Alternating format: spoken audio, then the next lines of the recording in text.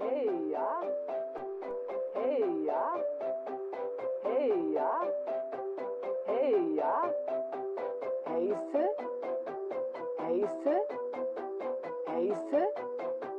heiße, heiße, dass ich soll, dass ich soll, dass ich soll, dass ich soll, ja, dass ich soll, dass ich soll, dass ich soll, dass ich soll. Rete, es war. Ja, Rete. Ja, es war. Berete. Du wäre. Hova, Sucher, Hova, Sucher, Hova, Sucher, wo wäre. Holzer. Heise, das war. Tuocha, Auwa. Heise, das war. Tuocha. Das ich soll, das ich soll. Berete. Berete. Das ich soll. Das war Ja. Heise, Flickmann. das ich soll. Berete. Ja. Geboren. Das war Heise, das war Heise, Stürme. Fischere. Ja. Jägere. Ja. Fischere. Jägere. Ja. Das ich soll, Streetes, Sassa. Auwa. Flickmann. Ja. Rete. Das war Flickmann. Berete. Hey, ja. Ja. Rete. Das war Stürme. Fischere. Ja. Jägere. Ja. Fischere. Jägere. Das war, das ich soll. Das war, Das ich soll. Das ich soll.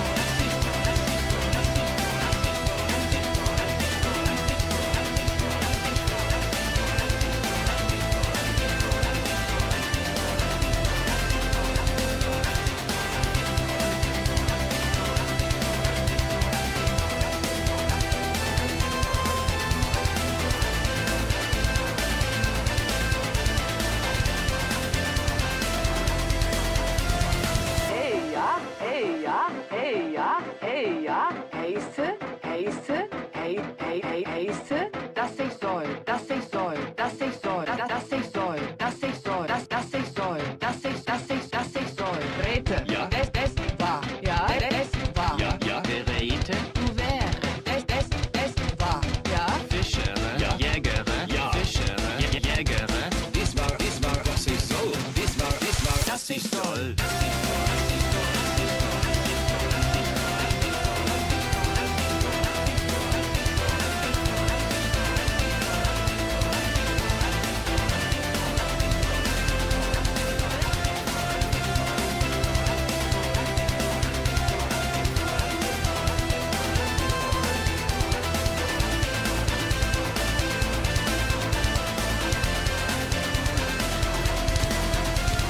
Hey, ja. Ja.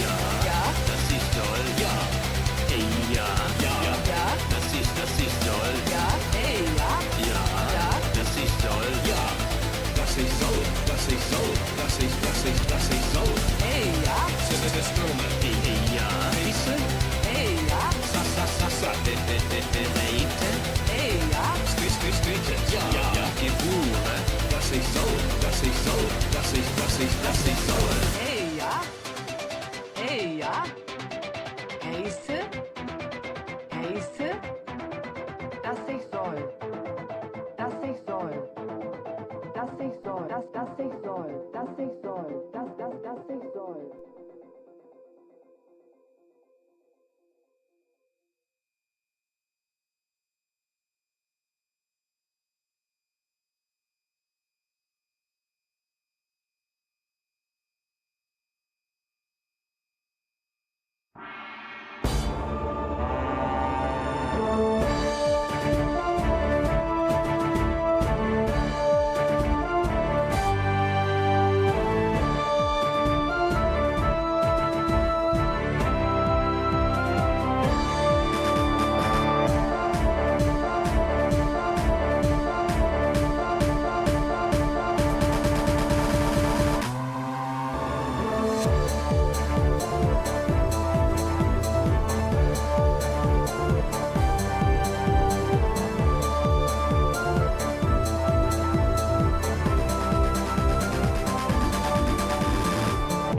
Just a little bit more. But wait, what is this that approaches? Dwarves! The English are making a sneak attack. Lahir wishes to kill something. Our city needs help. The British are destroying our towers. You must save Orleans. No. Attack. We are tired of licking British boots. Here they come! Fire! Lahir wishes to kill something. Attack. Age of Empires. Age of Empires. Age of Empires. Age of Empires. Good! You have a relic. Protect the relic in the monastery by right-clicking the monastery.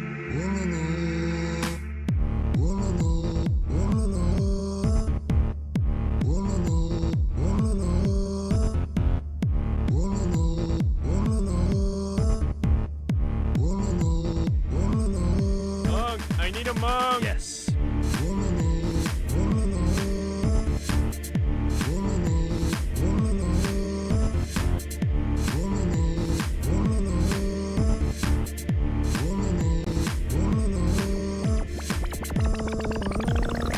Food, please. No. You have a mark. Wood, please. You have a mark. Gold, please.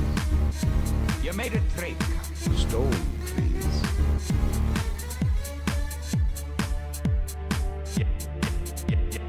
No. You have a mark.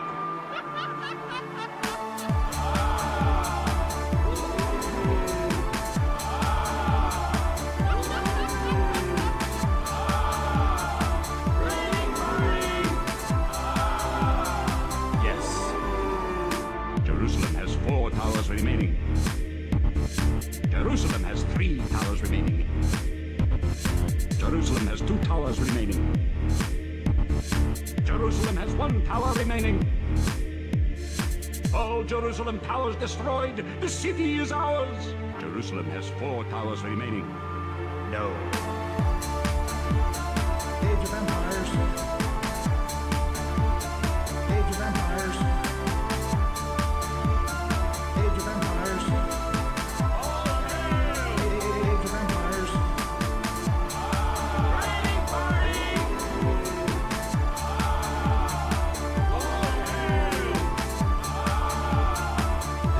Lahir wishes to kill something. Enemy sighted.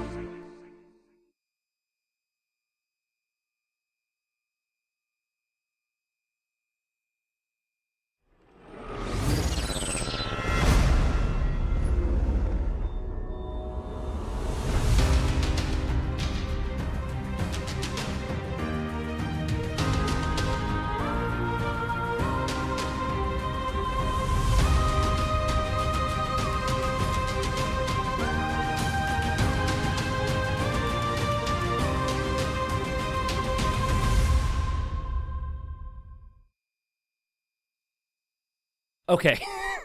I thought I screwed up my scene. Hello, everybody. Was really worried I pressed the wrong button there.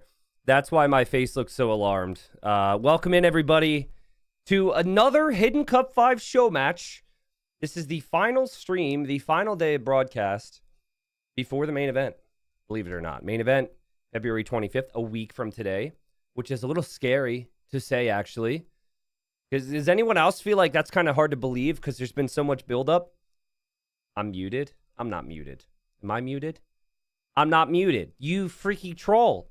Get out of here, Camback. You're muted. Welcome, everybody. Hope you're having a wonderful day. I am very excited for today, and I've expected to be excited for the set, but after yesterday, I am so much more excited for the series today. It should be a lot of fun. Yesterday, the mind games were real. We had the show match players really taking the whole hidden identity thing seriously. Players were changing their colors every single game. They were acting like they were other players. They were trolling. They baited a lot of us. And based on what the community thought, the community was wrong, at least for one of them. So it was a good time. Welcome in, everybody. Hello, Rev, thank you for the 2 years. Either a 07 or a salute, please, to Rev here on Twitch. Thank you very much. Sally, though, with the 59 months. Is that almost 5 years? How many months is 5 years? I think that's a very long time. Thank you, Sally, as well. Thank you, Jinsuke. Welcome. Thank you, Pick. Thank you, Northern Donut. Good day, good day. Also, shout out to everyone there on YouTube today. People have been enjoying the YouTube streams. The viewership has been a bit higher than I expected for the show matches. I still have no clue what to expect on viewership as a whole for the main event, but at least everyone who's watching now knows the deal and are here at least for the show matches and for the teas. So, should be fun, should be fun. Now, we've got a draft here starting. Should have that on screen here in just a moment. And here it is. And they have actually started. So, yeah, there we go. Obviously, lots of things to analyze there on screen. But if you're trying to guess who is who today, you might want to start with the maps and see which players would prefer each maps. They're doing the main event maps. These are players who lost in the qualifier. So here's what's interesting. So our possible players are here. So these are our possible players for the show match today. And you might be wondering, well, it's not going to be, like, why is Daniel and Margugu there? Because Daniel and Margugu played yesterday. I was told it's also possible that they could play today. So I was told to keep them on the list. So I don't know if that's next level mind games from Robo again, but we should keep in mind that it could be technically a rematch between the players who played yesterday, or so I was told. Holy crap, Lieutenant Dan with the 25 gifted. Thank you, Dan. You badass. All right, let's see. Civ Draft, back to it.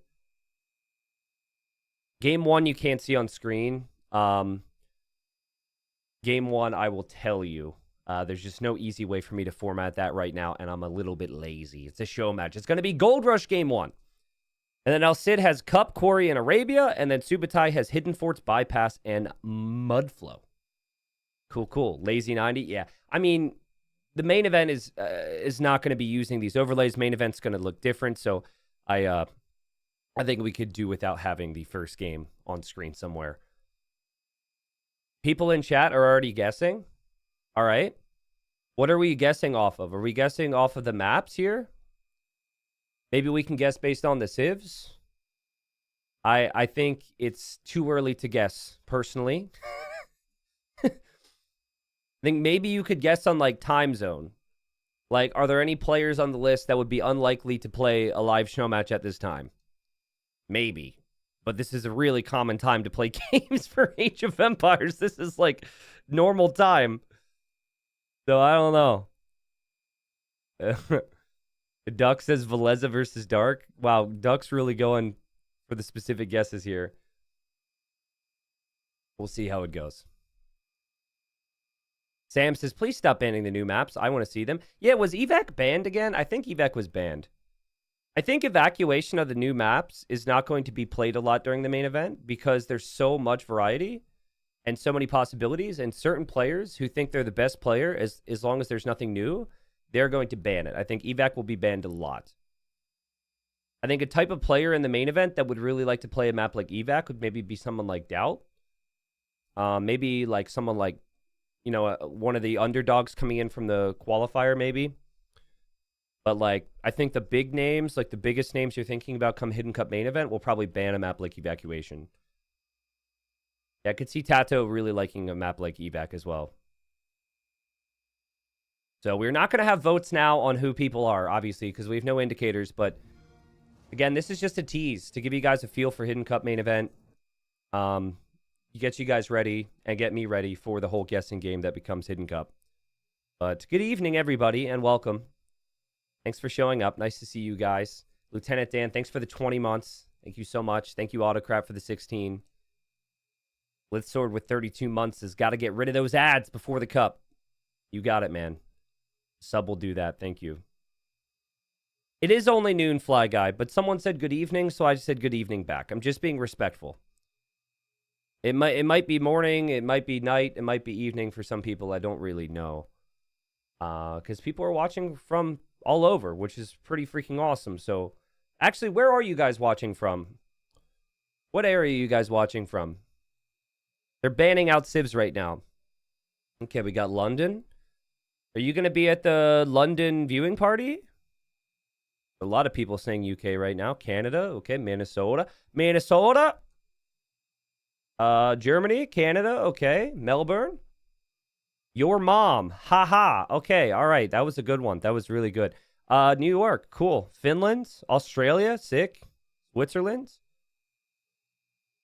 YouTube chat saying similar things here. Finland. Someone said Norway. Are they tired and they live in Norway? Or is that a country I've never heard of before? Norway. Malaysia, Brazil, Portugal. Cali, okay. Well, you guys are watching from all over. I think that's really, really freaking cool. Lieutenant Dan, thank you again for the gifted subs. Legend emotes in chat, please, if you've got it. Well, technically, it's leg end. But leg end put together. You put the ends of the legs together, and then it becomes a legend. So there you go. Thank you very much, Dan. MVP means a lot, man. There's a lot of people who can now use those emotes come main event. Not see ads and whatnot on Twitch. Should be awesome. All right, so main event will have 10 bans, guys, which means you need to familiarize yourself with more civilizations because there's going to be a lot of those common civilizations picked. I like to do this with my events where as the tournament progresses, the amount of bans goes up instead of it being the same all the time.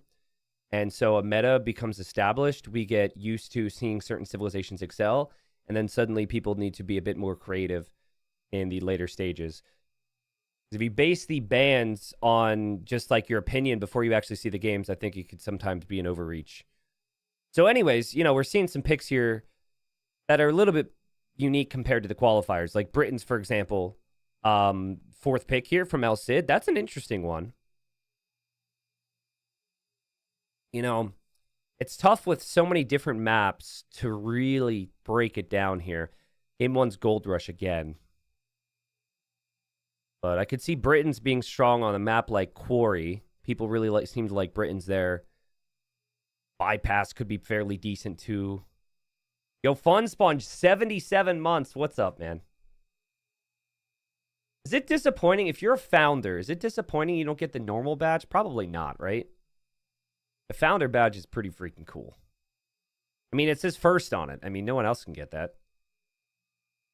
Dux isn't even a founder. What a loser.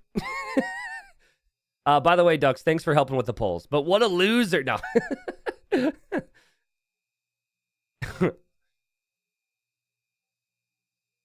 I did not say it's Hidden Forts with an O. Tundra Blitz. Hidden Forts. There will be no silent but deadly in this show match here today and in Hidden Cup 5. All right? So let's overview, once these civs end, let's overview what exactly we're doing again today, because there will be some people who are too shy to ask questions. All right? So as they're finishing out their civs, this is a test. This is a tease. This is an appetizer for the Hidden Cup 5 main event. And we have players who lost in the qualifier who these players could be. These are not main event players, okay? These are players who lost in the qualifier who are still very high level, who are playing a show match for us. And yesterday was hilarious. If you didn't watch the reveal, I guess, at the end, it was hilarious. We had a player fool pretty much everyone. I can't say everyone. I think some people claimed to have seen right through it. And, well, we'll see what happens today. But again, these are not main event players. And then Subotai and El Cid are also not main event heroes. Those are heroes that were actually used in Hidden Cup 2. How many Hidden Cups, if any, have you watched, dear viewers? I don't want to pull some of you guys out of lurk mode. I know you guys are lurking. You don't want to chat. That's all good. But I'm curious. A lot of zeros coming into chat. All right, so there you go. So you didn't really get to watch El Cid and Subotai back in the day. It was old graphics. That was before the definitive edition. That was before Microsoft was back to the game. Some people are saying 3. A few people saying 4. Some people saying about 1. Okay, cool. Good to know. So let's just take a look here again at the possible players. There's 6 players these could possibly be, and we will have points where you guys can vote. But you'll be testing your knowledge of the players today. And I am looking forward to casting this. Now, the main event, which we've touched on before, but you guys might just want a reminder, these are the main event players.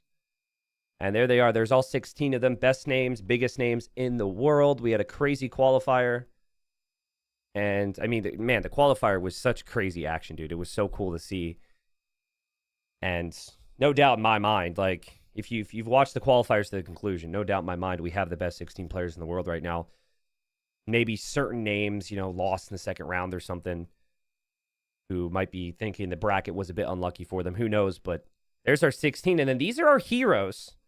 Now, I'm going to ruin Hidden Cup 5 for you and spoil the whole thing. Salim the Grim's going to win, okay?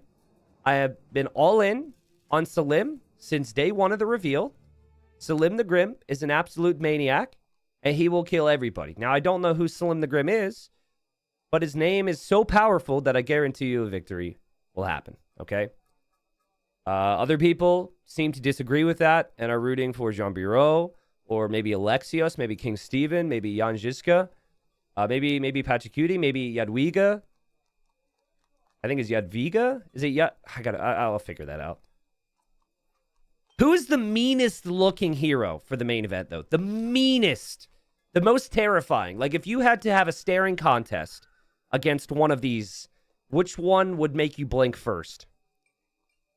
Alfred is not the scariest, guys. It's a freaking alpaca.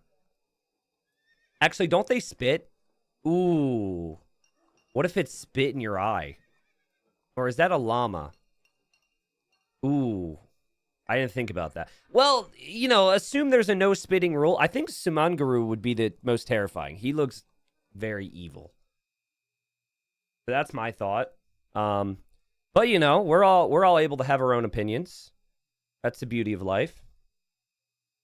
Sharma, thank you very much for the 17 months. Says, bring on Dave versus T90. I don't think a Dave versus T90 hidden show match would be that difficult to guess. One person would be losing very badly, and the person who was winning would have pretty bad farms. That's pretty much how that would go. But it's a fun idea for the future. Maybe if there's a Hidden Cup 6, we could do something like that.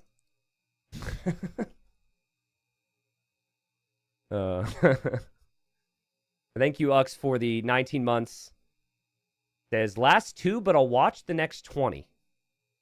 Last 2, but I'll watch the next 20. I don't know what that means, but thank you for the sub anyways. Eros, thanks for the 6 months. Thank you, everybody. What's up, Bob? Thank you for the prime. Robo, I'm trying your method. Robo, can you hear me? Ooh, maybe your method is working.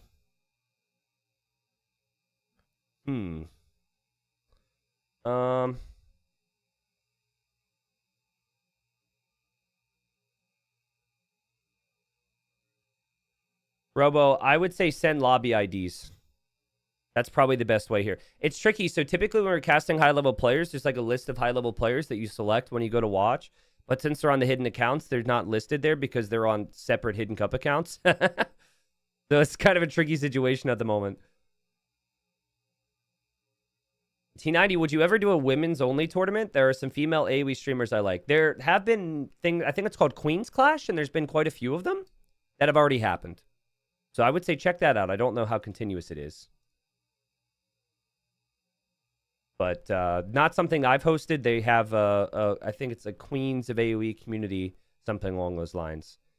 And okay, apparently the 3rd edition was announced the other day. Cool, cool. All right, back to the Civ draft. Just speculate. Game number 1 is going to be on Guild Rush. We'll see how things go. Other maps, Cup, Quarry, Arabia, Hidden Forts, Bypass, and Mudflow. Dude, I want to see a Bypass game. Bypass is such a sick map. Also, how about Hidden Forts the other day? That was like, well, the other day, yesterday. My brain exploded with that Hidden Forts game yesterday. That was unbelievable. The first Hidden Forts cast ever. Well, yeah, ever. And we had the first Flemish Revolution in a very long time. So that was pretty awesome. That was good stuff. Luis, thank you very much for the new sub and the gifted sub. Thank you, Wandering Knight AoE, for the 3 months. Holy crap. Jay Borgs, what's up, man? Says, what's a guy got to do to get Michi in Hosen Cup? Hosen Cup? What's a Hosen Cup? Michi and Hidden Cup would not be very fitting. It's like, oh, what excellent strategy has this player prepared over his week and a half of training? Oh, he's just booming on 6 TCs, and we'll see how this goes in Imp. It's like, there's not a lot of, like, diversity there, you know? Sorry to any Michi fans. Like, Michi, I will say this about Michi. Michi can be fun for team games. I think for 1v1, probably not the best map. Okay, all these new primes coming in. Are these people who are coming in from YouTube realizing you can sub for free with prime? What's happening? New primers, if you prime today, where are you coming from? It's awesome. I'm not complaining. It is just really crazy. I'm just not used to this. Keep in mind, I was streaming on Facebook like 3.5 months ago, so this is still kind of jarring for me. We did do the smallest Michi ever. It was one of the best small maps we did. I encourage you to check that out on YouTube. It was awesome. What's up, Vitalis? New primer here. I came from Facebook. Yeah, Art of the Troll, you've been around for a very long time, my friend. And you're not even subbed. What are you talking about? You're not a new primer? Lies on lies on lies. I think a lot of us went to YouTube when you went to Facebook, so now we're back rather than new. Yeah, makes sense. Makes sense. Well, when I was on Facebook, I worked really hard to improve my commentary and improve the videos and improve the channel where I could. Obviously, I had to make a move, which surprised a lot of people, which was the best move for me.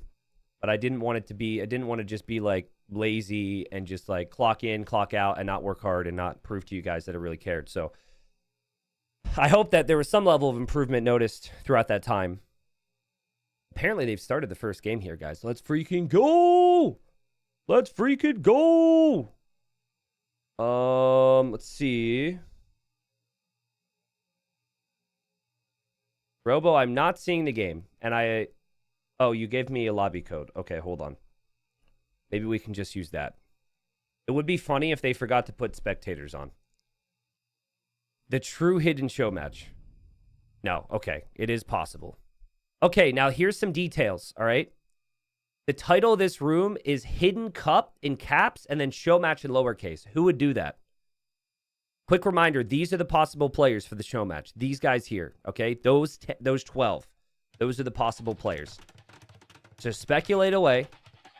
We'll have our series here starting in just a second. I forgot. Someone says Vivi because of the caps. I love that. Yes, let's go, chat. I was kidding.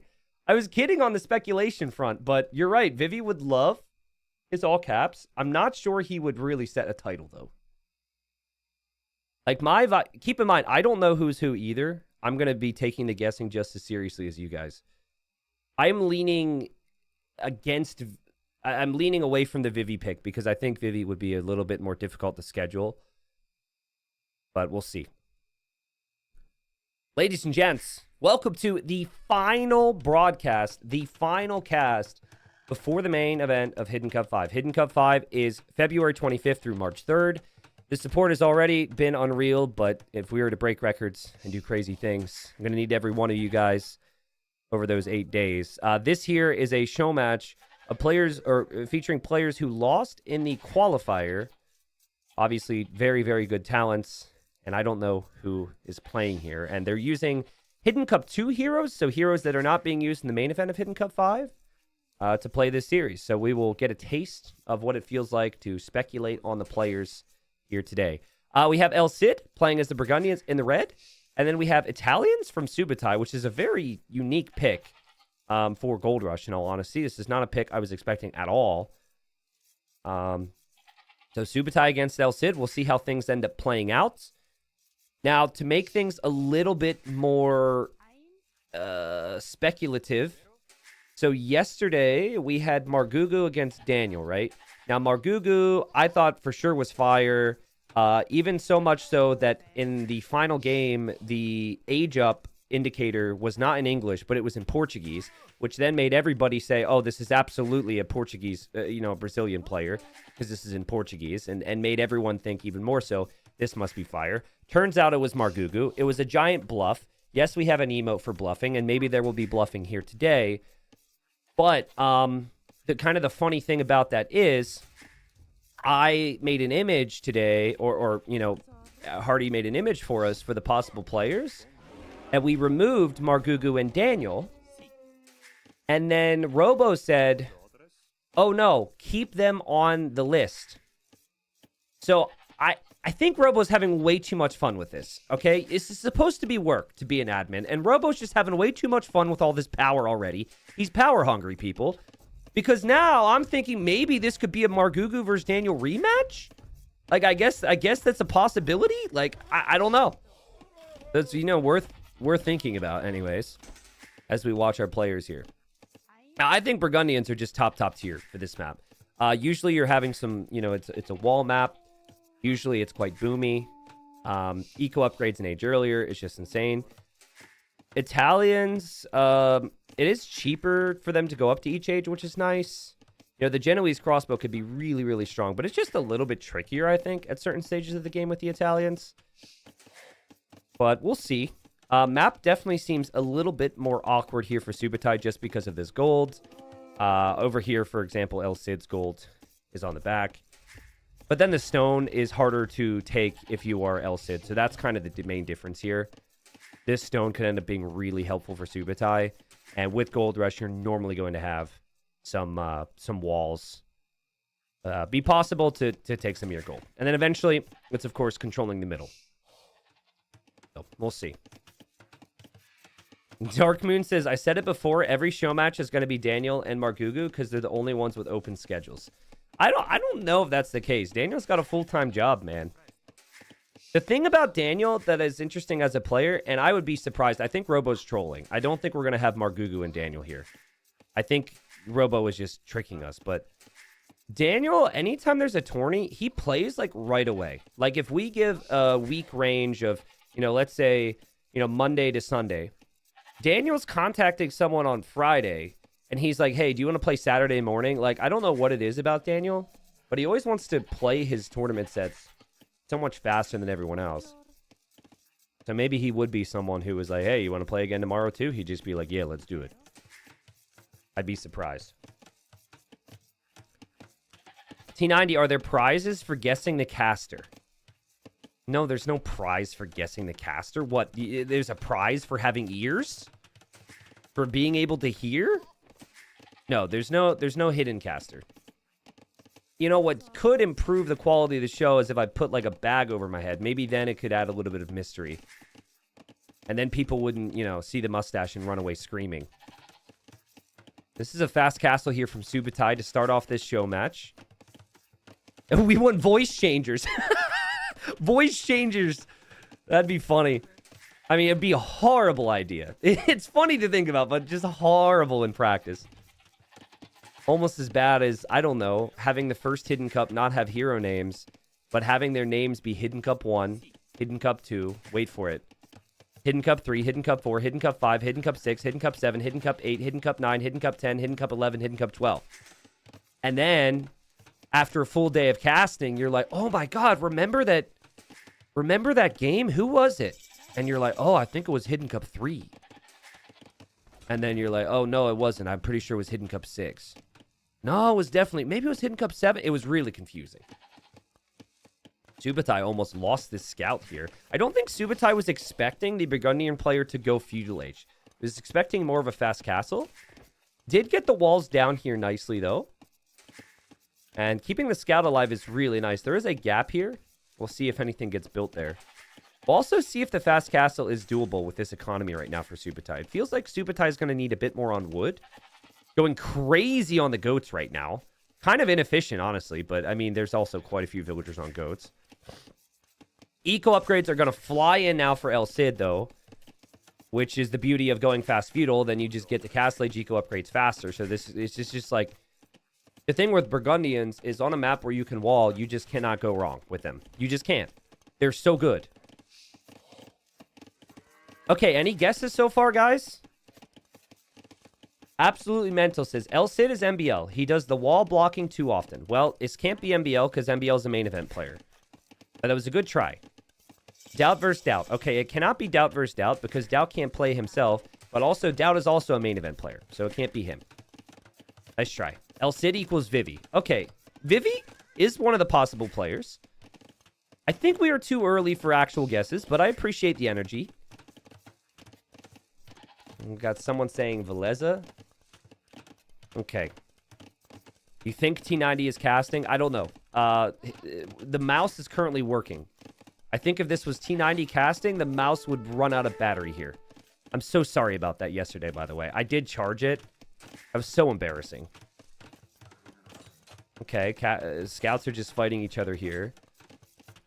Blacksmith was missing. Not the end of the world, in my opinion. Losing the scout could be pretty brutal for whoever this could happen to. El Cid is just on top of it here. Now Subotai is probably never going to leave his base until he's in the next stage. Like, okay, so closed map players who are really comfortable in closed map situations, they are going to save this scout and they're going to heal this up later. This is interesting. Subotai is luring his opponent away with the scout and sending 2 villagers here. And he's running through the middle, so usually the wolves are on the sides. This is going to be like a little siege forward or something. Or maybe we see a barracks in the middle. I could see maybe building buildings in the middle making sense here. This is unique. Remember, this is a player who played in the qualifier, so I'm trying to remember tendencies. That's a very interesting move there. I really like that. And of course, the scout's still alive as well. And knows the opponent's base is over here. Will run into a wolf. Woo, woo, woo, woo, woo. And then, ooh, scout goes through for El Cid. And now El Cid cannot find out about this because the scout will be trapped in here. Fascinating stuff. Now, this is definitely a situation where what you don't see tells you enough if you're at the high level. So if El Cid doesn't see town centers going down, El Cid should know the wood is being spent in a different way. It's actually mining camp on gold and mining camp on gold. Okay, who would go for monks? Who would go for crazy monks from the players who could potentially play here? Someone says Valis. That is a really good guess. Valis or Andy? Freaking Andy or Valis, my top 2 guesses right now. Yep. You guys are spot on. Andy and Valis are the 2 that I would think of. Also, Valis always plays in blue. These guys have chosen not to go for interesting colors here. Whereas yesterday, they were changing the color every game. El Cid, I don't know if the double mining camp tells you enough yet. El Cid is going to plan on going scouts eventually into light cap. But here's the spears and the siege and soon the monks. And we've got it all in play here. Right on top of that gold. And oh, that stable. The stable might actually be denied. This could be really awkward. I think this could be denied. This is a really nice position for Subotai. What a sneaky little play. So, obviously, it's early, but I am in agreement with my chat here. I think that freaking Andy or Valis certainly would do something like this. Here comes the Mangonel. Stable is at 90%. Is red doubt? Is it going to be a doubt stable? Oh my god, the micro? What? Well, villager dies anyways, but actually, El Cid was paying attention there. And unfortunately, paying attention does not mean the stable can complete, and that is a problem. We now have a stable behind here. And now the monk is there to convert that villager. That stable is denied. So, good aggression here from Subotai. Again, I don't really see Italians as a civilization which excites me that much in a normal Gold Rush game. But this is not a normal Gold Rush game. This is an all-in here from Subotai so far. And El Cid, forced to drop stables behind here, just now getting the light cab upgrade, just now going to produce scouts. This is not the type of game the Burgundians want. Very well played from Subotai to gain this position. Also, the scout runs through to see everything. Wow, Subotai's playing insane. TC could go down pretty quickly. There's no siege out here to kill this, guys. You would need your own siege. It's 3 mangonels already. It's going to be 3 monasteries. This is definitely a player who likes arena style. The timing on these attacks is just ridiculous right now. It feels like this is Celt Siege. You know, how fast all this stuff is going down, but it's just the timings of it. All right. I'm definitely getting some Finnish vibes from Subotai. I don't know what it is. Definitely feeling Finn over here. Maybe Veleza. instead of Valis. Veleza definitely is a player who can occasionally go for these types of plays. Was a player who everyone thought was going to be in the main event of Hidden Cup. We've got Redemption now coming in for El Cid. Maybe the one thing that could save him. Redemption against these Mangonels. In 8 seconds, that will pop. There's no Sanctity, though, so the Siege can actually kill this Monk. And the TC is going to go down, and this could be brutal. The Siege won't be converted. It won't be. And disaster for El Cid to start off the show match. And whoever the Subotai player is has just shot out of a cannon here to start off the day. Wow. Crazy. It just comes down to the lack of scouting from El Cid as well. It was so unique how Subotai was able to get to this position and just distract the opponent. Villagers are now rushing, which of course is not great, especially when you don't have a town center to produce more. Subotai is now going to convert villagers and kill villagers. And, well, El Cid is dead. That was domination here from Subotai. And speculate away on who you think this might be. But Subotai takes the first win. And that was a very fast Gold Rush game. Man, that was so cool. Like, I almost want to do, like, a breakdown on this separately. We don't have the time with main event of Hidden Cup coming up. But, like, this was a conscious decision, all stemming on this scout fight. So they take the scout fight. Blue scout is weaker then. Let's watch this from Red's point of view, right? So Red's like on top of him this whole time. Red sees the scout, and there goes the scout this way, and Red is the stronger scout. So Red says, okay, I will chase. And there go the Vills. This was super smart. And I don't know if there's many players on the list who would really do something like this too. So to start off the show match, I'm immediately like narrowing in on 3 particular players. But hey, listen, don't listen to me because I said that someone was fired yesterday and got that one wrong. So again, those are the possible players today. Capotch, Freakin' Andy, Classic Pro Kingston, Daniel Margugu, Dark, Valis, Dogal, Veleza, Fire, and Vivi. And I would say for Subotai, with that play, I'm already leaning towards Freakin' Andy, Valis, Veleza, or Dark. Those 4. Because that was very unique. Especially for Gold Rush, especially with Italians.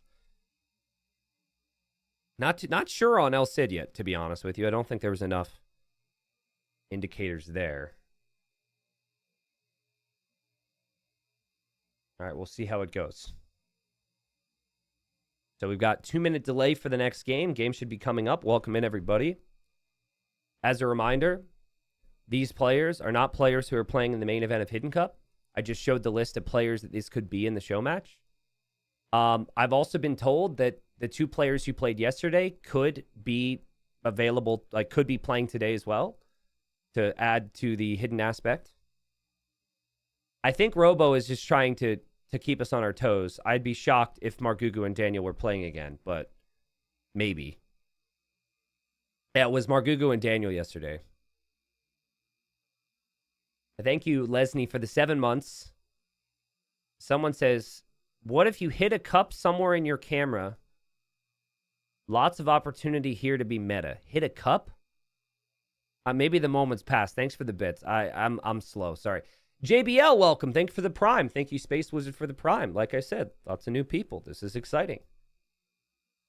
Vivi against Andy's, what some people are saying. Fun. All right. That Willis guy is new. It is going to be Cup for the next game, by the way. So whoever said Cup called it, and my game crashed. Or their game crashed. It says out of sync detected. That's not good. Robo, have they stopped playing? Robo says it's working for me. Okay, well, listen, we know what to do here. Everyone say thanks, DE. Just say thanks, DE. Get it out of your system. I'll restart my game, and hopefully it works. Because it's working for Robo, it is not working for me. That's great. Thank you, DE. Unironically, thank you, devs, and thank you, DE, for the new patch, because the new patch has been way better than the present patch that people have publicly.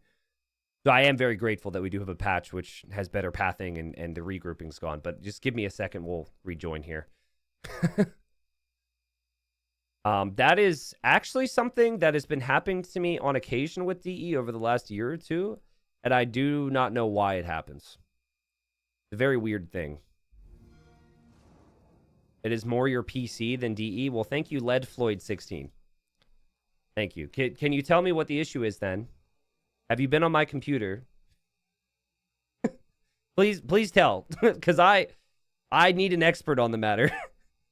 Yeah, it could be both. I don't know. It's weird. I know other people as well have had issues with spectating from time to time. Like, I spectate 1,000 games a month, right? If, like, a couple of them go out of sync, I'm going to notice. And it's happening again. What am I supposed to do here?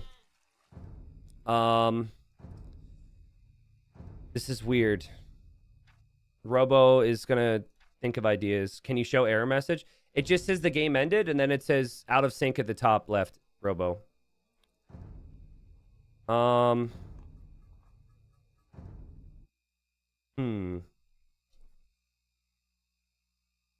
not on the wrong patch. We casted the first game just fine. Robo, honestly, if you can contact them, have them restart, that'd be amazing because it's so early. I'm going to try and remove a mod and see what happens, I guess. But I've restarted the game. Normally that fixes it. Super odd. Sorry, guys. I don't know what's causing this. I think if I had to guess, I would say that maybe I need to update the map pack with the maps. Because maybe I have like old versions of the maps and something about the maps is weird.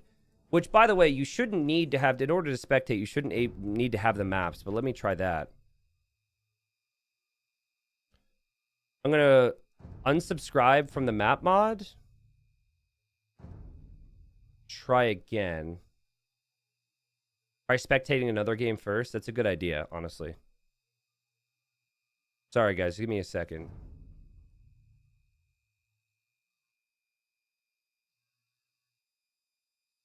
It's actually not... It's happening again.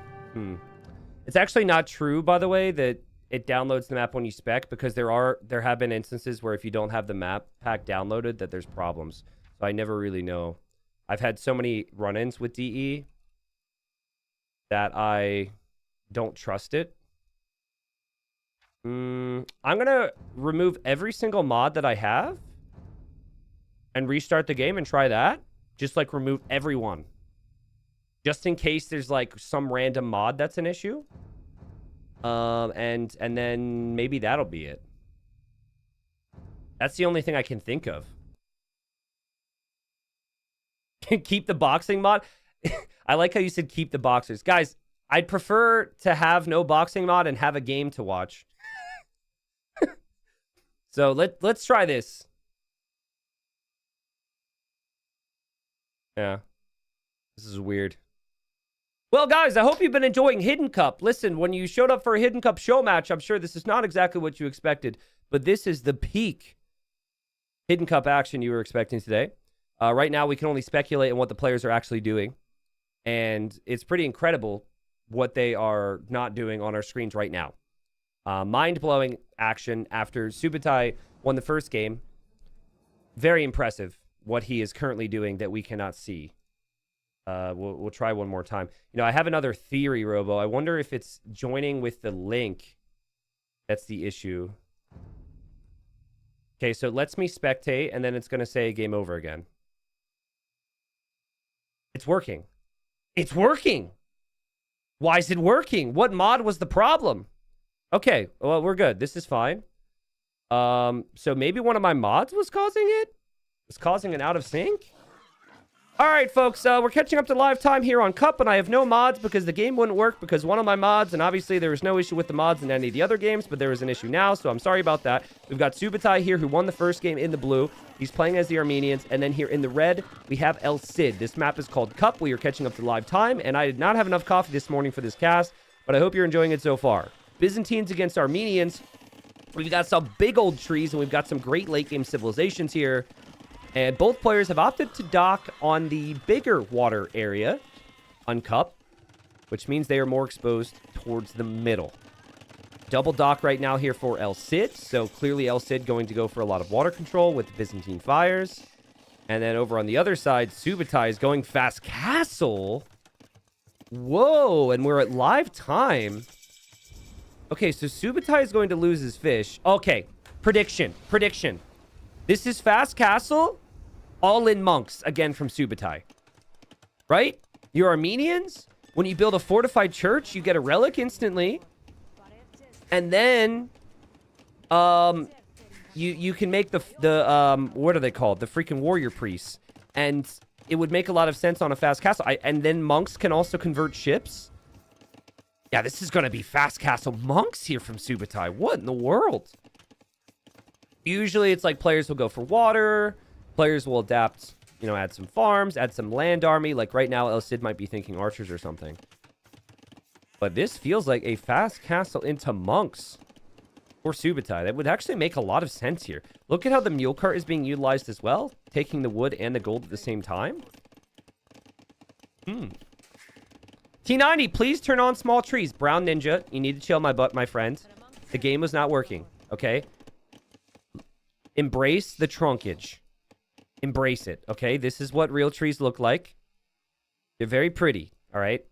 You got really upset, and I'm being mean now. I'm sorry, but yeah, the game wasn't working, so we had to remove mods. I thought it was clear, but maybe you were doing ninja things and didn't hear my reasoning. So fishing ships are being added behind this for El Cid. Res collected should be pretty good. We even have another dock here for El Cid. And El Cid is walling up. Now, this is what a lot of players tend to do on this map, but we don't see cup. I mean, when's the last time you guys saw a game on cup? It's been a really long time. This is a hidden cup map.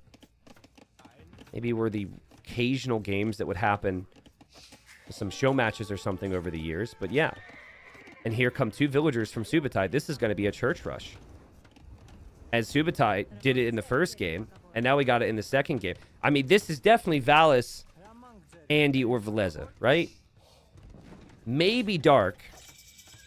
And there is the fortified church on the amphibious terrain. I would add a dock right now if I were El Cid. Maybe make some demos. I will say that El Cid's eco balance is a little bit all over the place. El Cid sees this, is bringing in archers, looking to rush this down. Is this too bold from Subotai? Keep in mind, Subotai does not have fishing ships. We've got a tower now. I like the idea of a tower here. Now, the fortified church does fire arrows, but it doesn't actually fire that many arrows. And I think players are starting to realize that. And warrior priest is on the way. That tower is going to go up next to these churches, though, and it will make it awkward for the warrior priests and the monks. While meanwhile, behind this, like, we've got some army out here from El Cid. We've got fishing ships. What is this? What is this, man? This is so unique. Fortified church is the same as a monastery. It's just with the Armenians, you can make the warrior priest. So it's a monk that can't convert, but it can attack. It is very strong. It has 11 base attack. So it would be amazing. It struggles with, like, armor, for example, but still, it can be amazing if you get into the opponent's base. El Cid has really struggled with balance here. I actually think I have a tell for El Cid already, but I'm gonna hold tight to it. I don't want to sway you guys too much. A scout here, hoping to stop the next fortified church. And these archers hoping to take out these warrior priests. The thing is, they can heal each other up. I don't know if you want to be underneath the TC, though. Still, El Cid needs to click up to the next stage here. El Cid still has not done so. And El Cid, of course, doesn't know the opponent. El Cid probably feels a little flexed on at the moment. Like, what is this strategy? This is crazy. But I don't know. Like, the fortified churches and the priests haven't really accomplished that much yet. It's been harassment. But there's still all those fishing ships working, and this has not progressed to something more yet. There now is a siege workshop. Now, obviously, once the siege comes out, this could be a different situation. Oh, God. There is a demo being made out of that dock. Subotai has to be really careful. Again, I like how El Cid isn't that worried about the arrow fire from these churches right now. Seems difficult to micro, though. In go the Warrior Priest. The Warrior Priests are going to run right underneath the TC. There's no Vills there. Warrior Priest in the eco. Okay, this is a little unique. Quick walling against Priests is not something I thought I'd be saying today. Nice job from El Cid not to take much damage. And this is definitely getting awkward. Subotai's making a ram now. We have a tower because it seems like there's panic. And by the way, guys, Subotai's researching infantry upgrades, which applies to these priests. A very big reason why the archers stopped accomplishing as much. This is the rare warrior priest rush. And double tower from El Cid. I mean, I like that. Just add some extra levels of resistance to make sure this doesn't get too bad for you. I think these things got hit by a demo here, guys. I think we missed it. Bit of a T90 blinds moment. The fires for the Byzantines will finish off some of these. So that's actually really nice for El Cid. El Cid still killing these warrior priests. The economy is still not pretty for Subotai back at home. And finally, El Cid makes it to Castle Age. And El Cid made it to Castle Age at a really reasonable time, too. 20 minutes is somewhat normal. It's just that this was so unbelievably fast here from Subotai. The archers will be stronger here in a moment. Units need to be upgraded. We'll probably see some siege mixed in from El Cid as well to be able to take out the rams. And it's not pretty, but I think El Cid is held on here. And as long as there's not many more losses here, El Cid might be able to stabilize here in a moment. Really nice job from El Cid to survive this, because this could have gotten out of hand really fast. Also, this dock, by the way, I think has helped so much. The fishing ships have just been dropping off food over there. It's really nice to be out of harm's way with that. I could have sworn that the crossbow upgrade was coming in at one point. Must have been canceled so El Cid could get other upgrades. And now Sid's going to drop the second TC behind this. Does have siege and defense. Does also have the towers here. And it doesn't feel like Subotai can really advance much further. All right. So, you're right. I think the archer range with the crossbow upgrade might have gone down.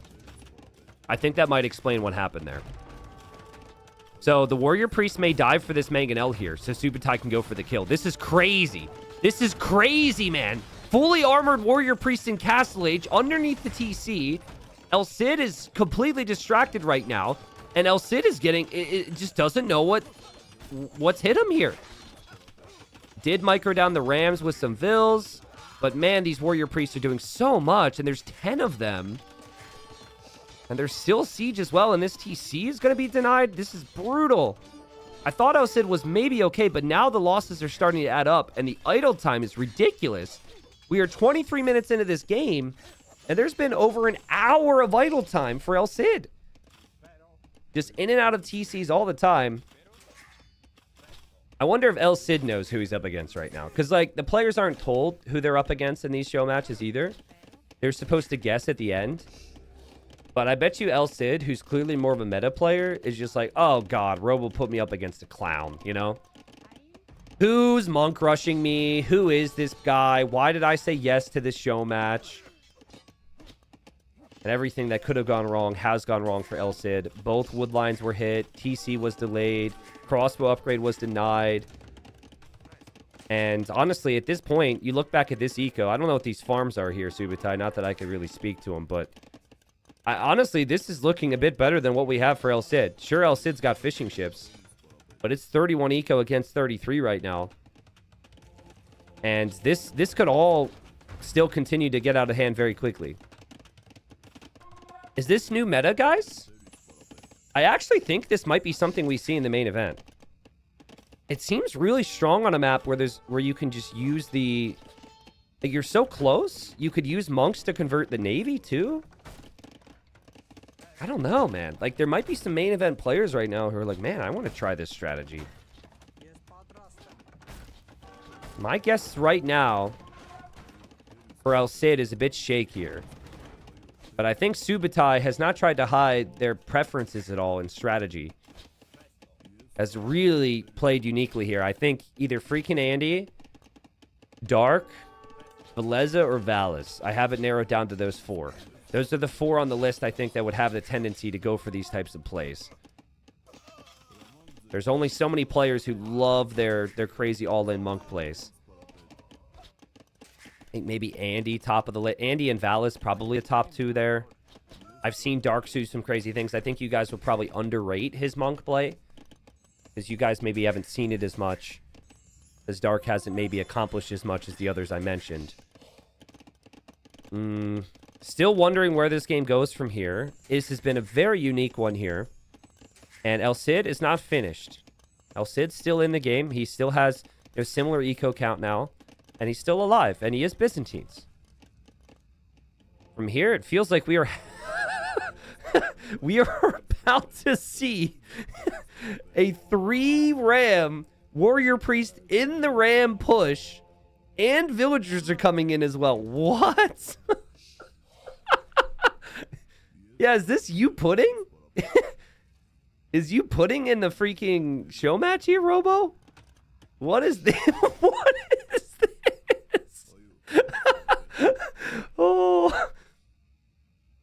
I mean, this is wild, dude. And it's against Byzantines, so the Byzantines can see stuff coming from a mile away. So El Cid's probably like, what? What's happening? Nice defense there. And then choo choo.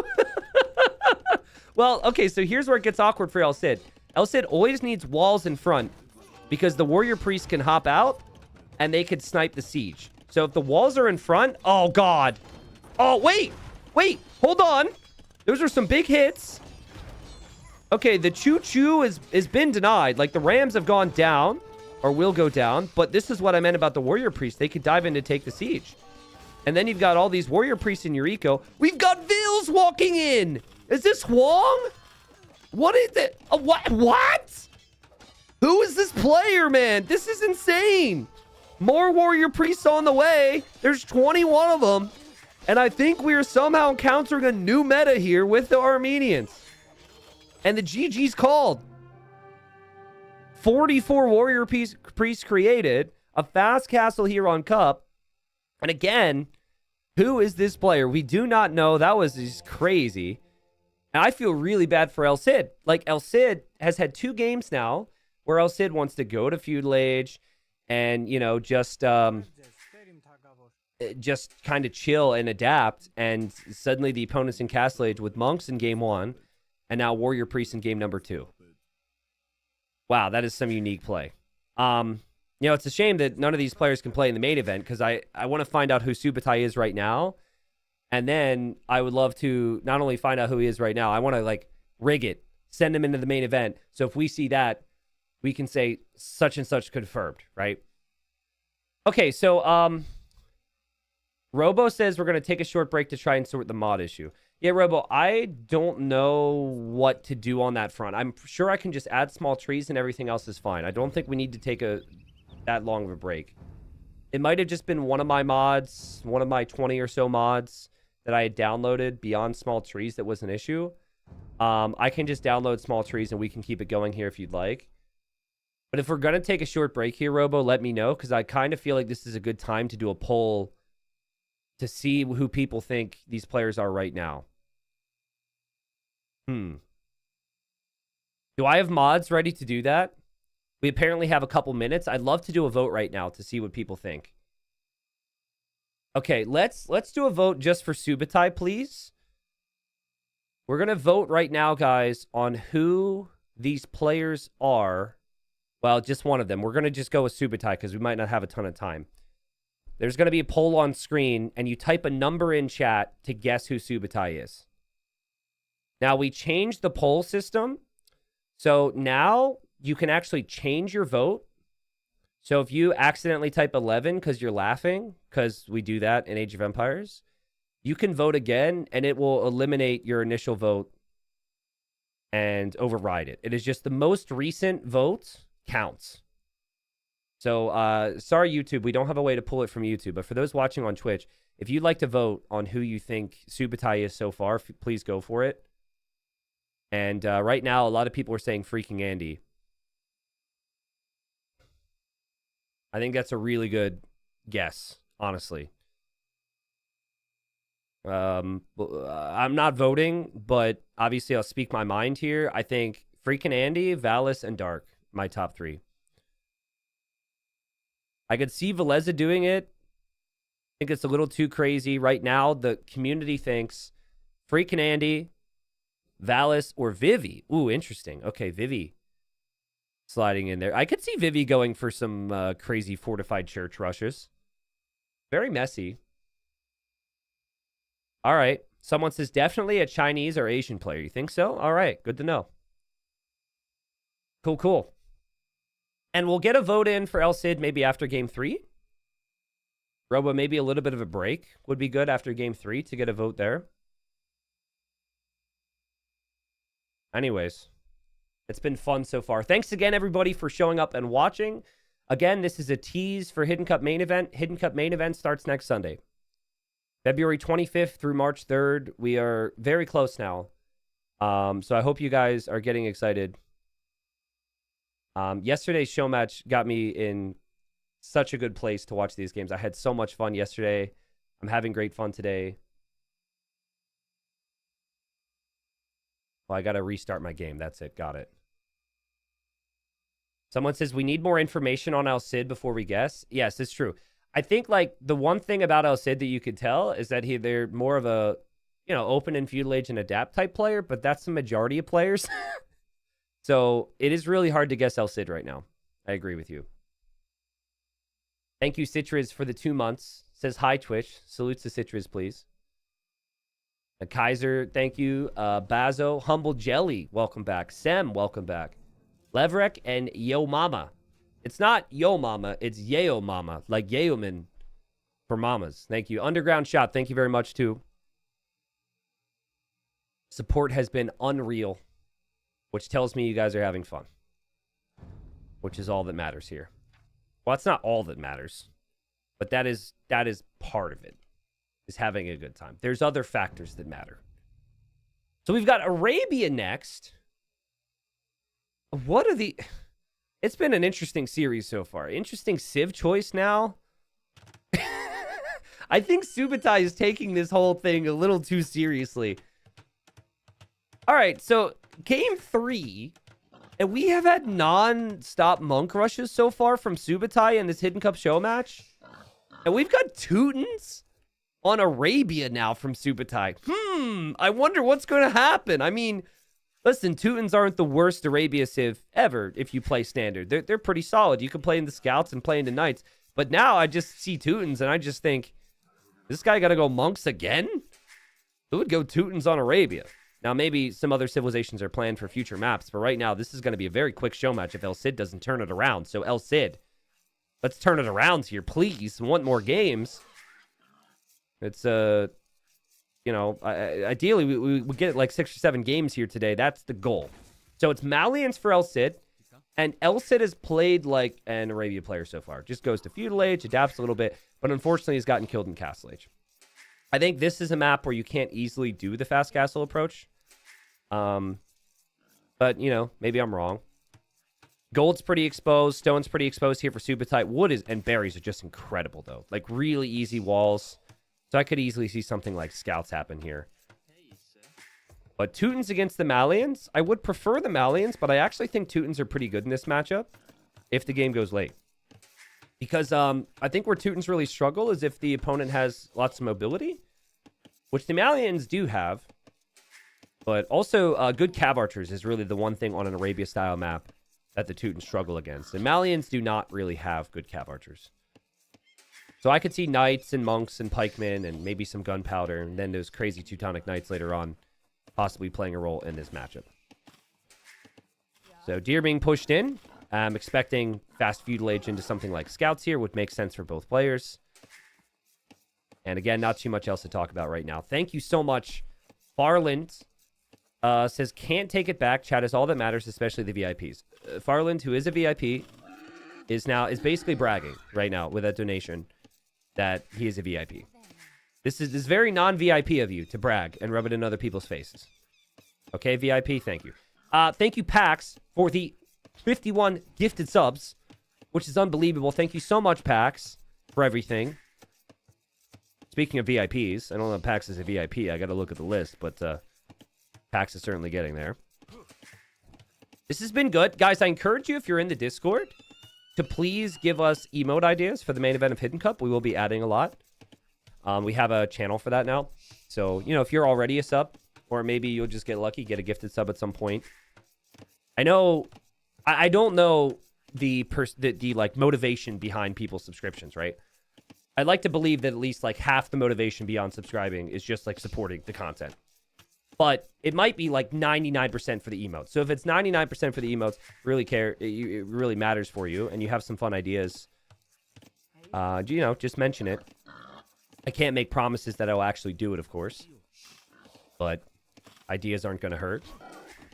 For example, we have the T90 Who emote. So if a player is really confusing, like El Cid right now, I'm completely in the dark on. I do not have enough information. I do not have enough tells from El Cid. So T90 Who probably has some relevance there. You know, the bluff emote, which we have, applied to Margugu yesterday. I don't think Subotai's bluffing at all here, though. Like, Subotai, if anything, is leaning towards whatever identity they feel they are comfortable with, more than most players tend to. And we also have the confirmed emote, which, of course, is anytime you see something that you feel is relevant for a player, such and such confirmed. We're getting pretty close to freaking Andy confirmed over here from Subotai. We'll see. Again, Andy or Valis.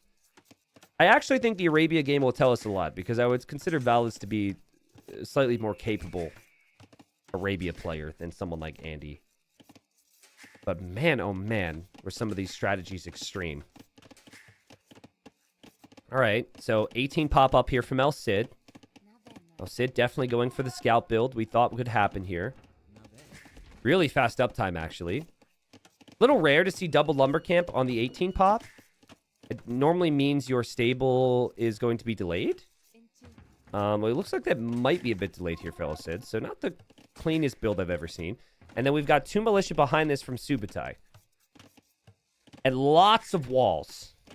So this is going to be... this build order is called the Frush, the French Drush. We only have one French player this could be here today. And that is Margugu. But Margugu did play yesterday. It is possible, though. Robo said it is possible that Daniel and Margugu could be playing today as well. El Cid is angry and wants to stop those walls. Will not stop the walls, but here comes the sneaky little militia play.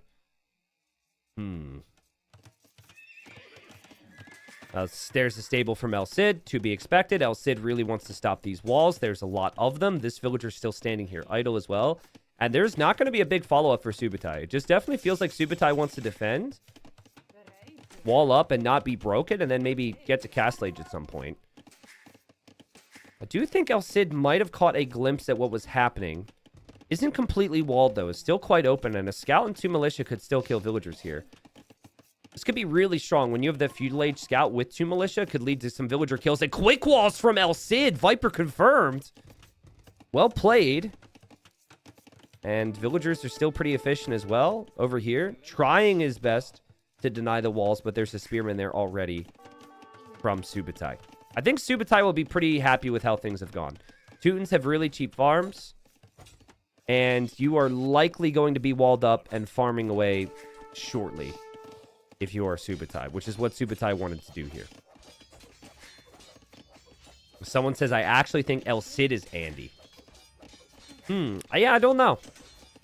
I do not know about El Cid. Like, I could definitely see El Cid being someone like Dogao.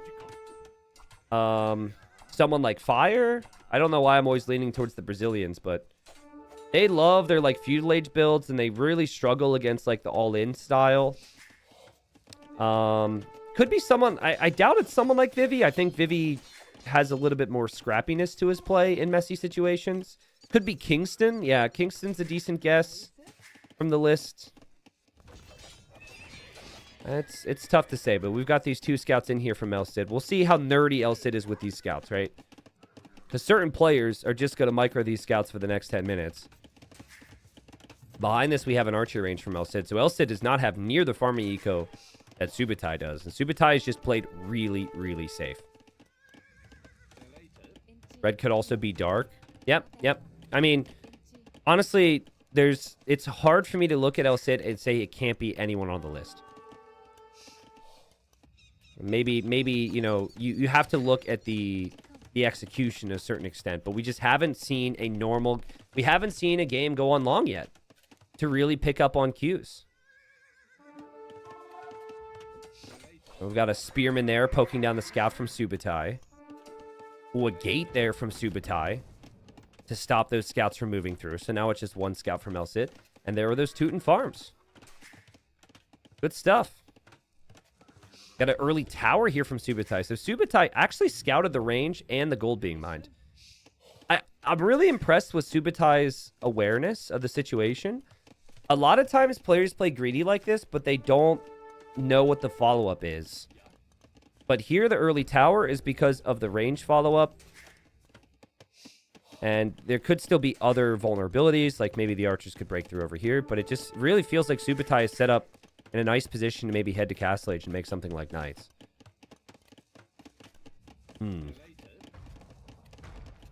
People said it's not Daniel. Okay, so who is El Cid not, chat? Who are you convinced it is not from the list? Hera, well, obviously, because he's in the main event, and there's, you know, no main event players here. Okay, not Vivi. It's not Andy. It's not Veleza. Okay. It's not me. That's just true. It's not me. Confirmed. It's not Margugu. It's not Veleza. Okay. And it's not Capoch. I think El Cid could very much be Capoch. I see a lot of Capoch tendencies with El Cid. That was what I was thinking in the previous game. And Subotai with a quick wall and a scout kill there. Subotai's feeling it. Subotai's having fun. This hidden show match is bringing Subotai to life. Okay, if I had to bet, I mean, if someone handed me $7.9 trillion and I had to bet it all right now on two players, I'm going Capoch against Andy. Capoch is El Cid against freaking Andy Subotai. That's my thought. Again, if someone has $7.9 trillion they would like to pass along, we can maybe try and replicate this. I'm not going to complain about that. In fact, I would love to maybe have 1% of that go towards the prize pool for the main event. That would be really cool. You know, if you're down. Don't want to be too greedy or anything. Look at these walls. Huh. Okay. Well, next stage will be in for Subotai. Obviously, Subotai built a tower. So Subotai will not be able to build a second TC. And there's the second stable. Wouldn't surprise me to see the stone purchase, though, from the market that was built. This is a very Andy situation with the early market, in my opinion. Some players love to have that market for flexibility. El Cid did sell stone to have a competitive uptime. Doesn't really have the biggest archer mass. Has the ability to make camels with archers, though. And yeah, I think we're going to see both players just buy back their stone at some point to build TCs.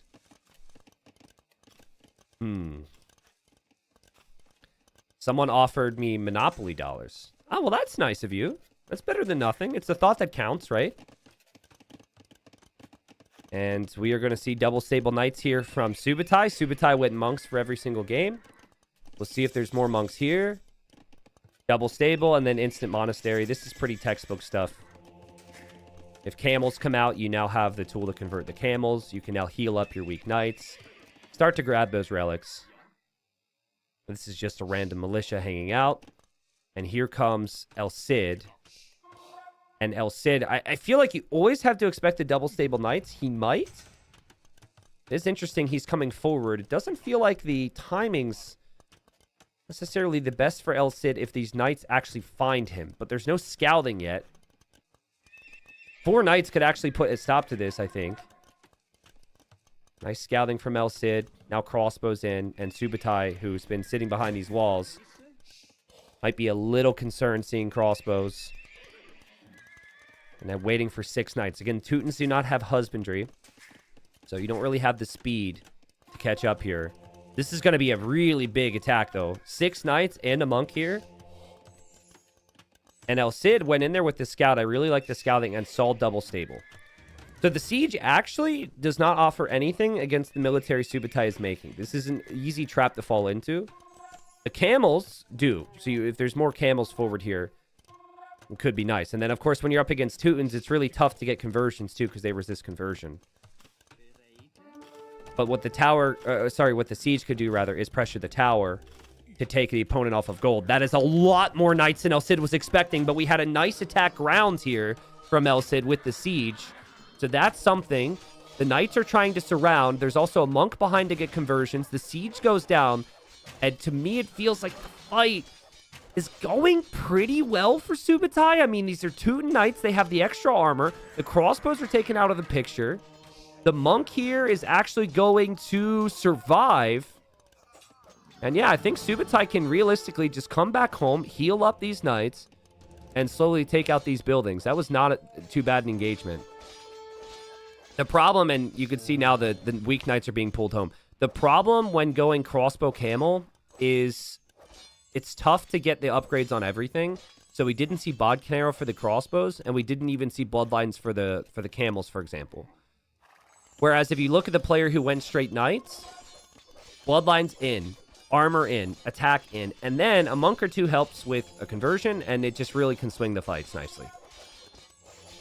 That was very well played there from Subotai. Subotai played so aggressive, but hid the fact that there was aggression happening. Obviously, you saw 2 stables, but the player wasn't moving out at all. I think El Cid was like, oh, this guy's just playing defensive.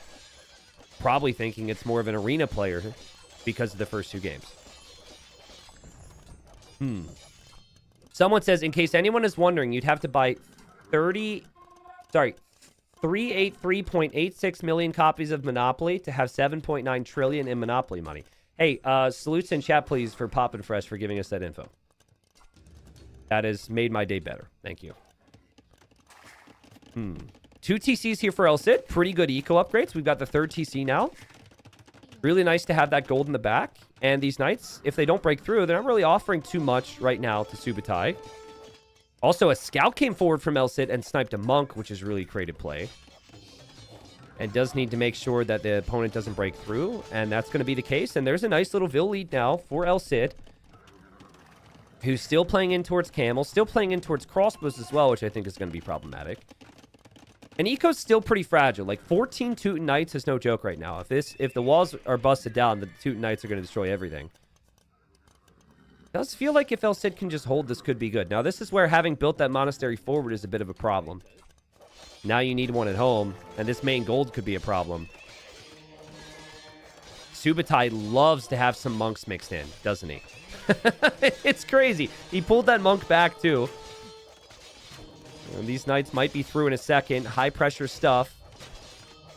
It's going to be very difficult to have the resources to make many camels right now if you're El Cid. On 3 TCs, all that food is going in towards villagers. Oh, Lycav snipes the monk, though. Great defense from El Cid. Crossbows are still getting some hits here. More camels are being massed. More villagers are repairing. That Lycav was clutch. Even the Lycav upgrade was fantastic. There will also be a monk here in a second. The stable needs to be held. 15 villager lead for El Cid. The crossbow's still firing away, and Subotai won't have the siege just yet. And it feels like El Cid has just barely held on enough. And we're going to see, once the conversion starts, Subotai back away, at least for a moment. Look at Subotai pull the weak knights away, though, waiting for a monk. That is sick. All these weak knights have been pulled away. And yeah, as expected. That is so many knights, though. He's all in here, guys. Got 20 knights. Like, those 20 knights will completely wreck the army that El Cid has. No bloodlines on the camels, no armor on the camels. Both those upgrades need to come in, and then it could be reasonable. But the thing is, there's always going to be monks to heal for Subotai. And there's always going to be monks for conversions. And now we have the +2 armor as well. Like, this is no joke. Does Subotai have somewhere to be? Every game, Subotai is trying to speed run and win the game as fast as possible. All in 1 TC. The first 2 games. Now the 3rd game, all in 1 TC as well. Crazy. The stable's going to go down. I just feel really bad for El Cid. El Cid's got to make more buildings now. El Cid has just been completely overrun. And the unit control is so good from Subotai. Subotai's making no mistakes. Converts a camel. The siege is always hitting the right positions. This is crazy. I'm thinking this might be... I'm leaning a little bit more towards Dark right now than I am Andy, believe it or not. What do you guys think? I think Andy would have more TCs. I don't know. Big attack here. Like we said, I really think that the army is not good enough for El Cid. Obviously, you don't want to fight against camels if you've got knights. You don't want to lose your snowball here if you're Subotai. Subotai figures I could just start tearing down TCs, so just be patient. But this push from Subotai, as he's up 2-0 here, is looking amazing. He's even going to mix in pikes. Dropping more houses here. Camel upgrades are coming in, bloodlines and armor. But you then need an answer to the monks. And the crossbows come out to be an answer to the monks. It was a sneaky play out of the TC. Subotai has to respect that possibility now. We'll see if the crossbows choose to do that. If they choose to come out to try and take these monks, they're still the siege. Armor and bloodlines is going to come in. There go the crossbows. Interesting micro. This is really intense stuff. Subotai needing some patience here.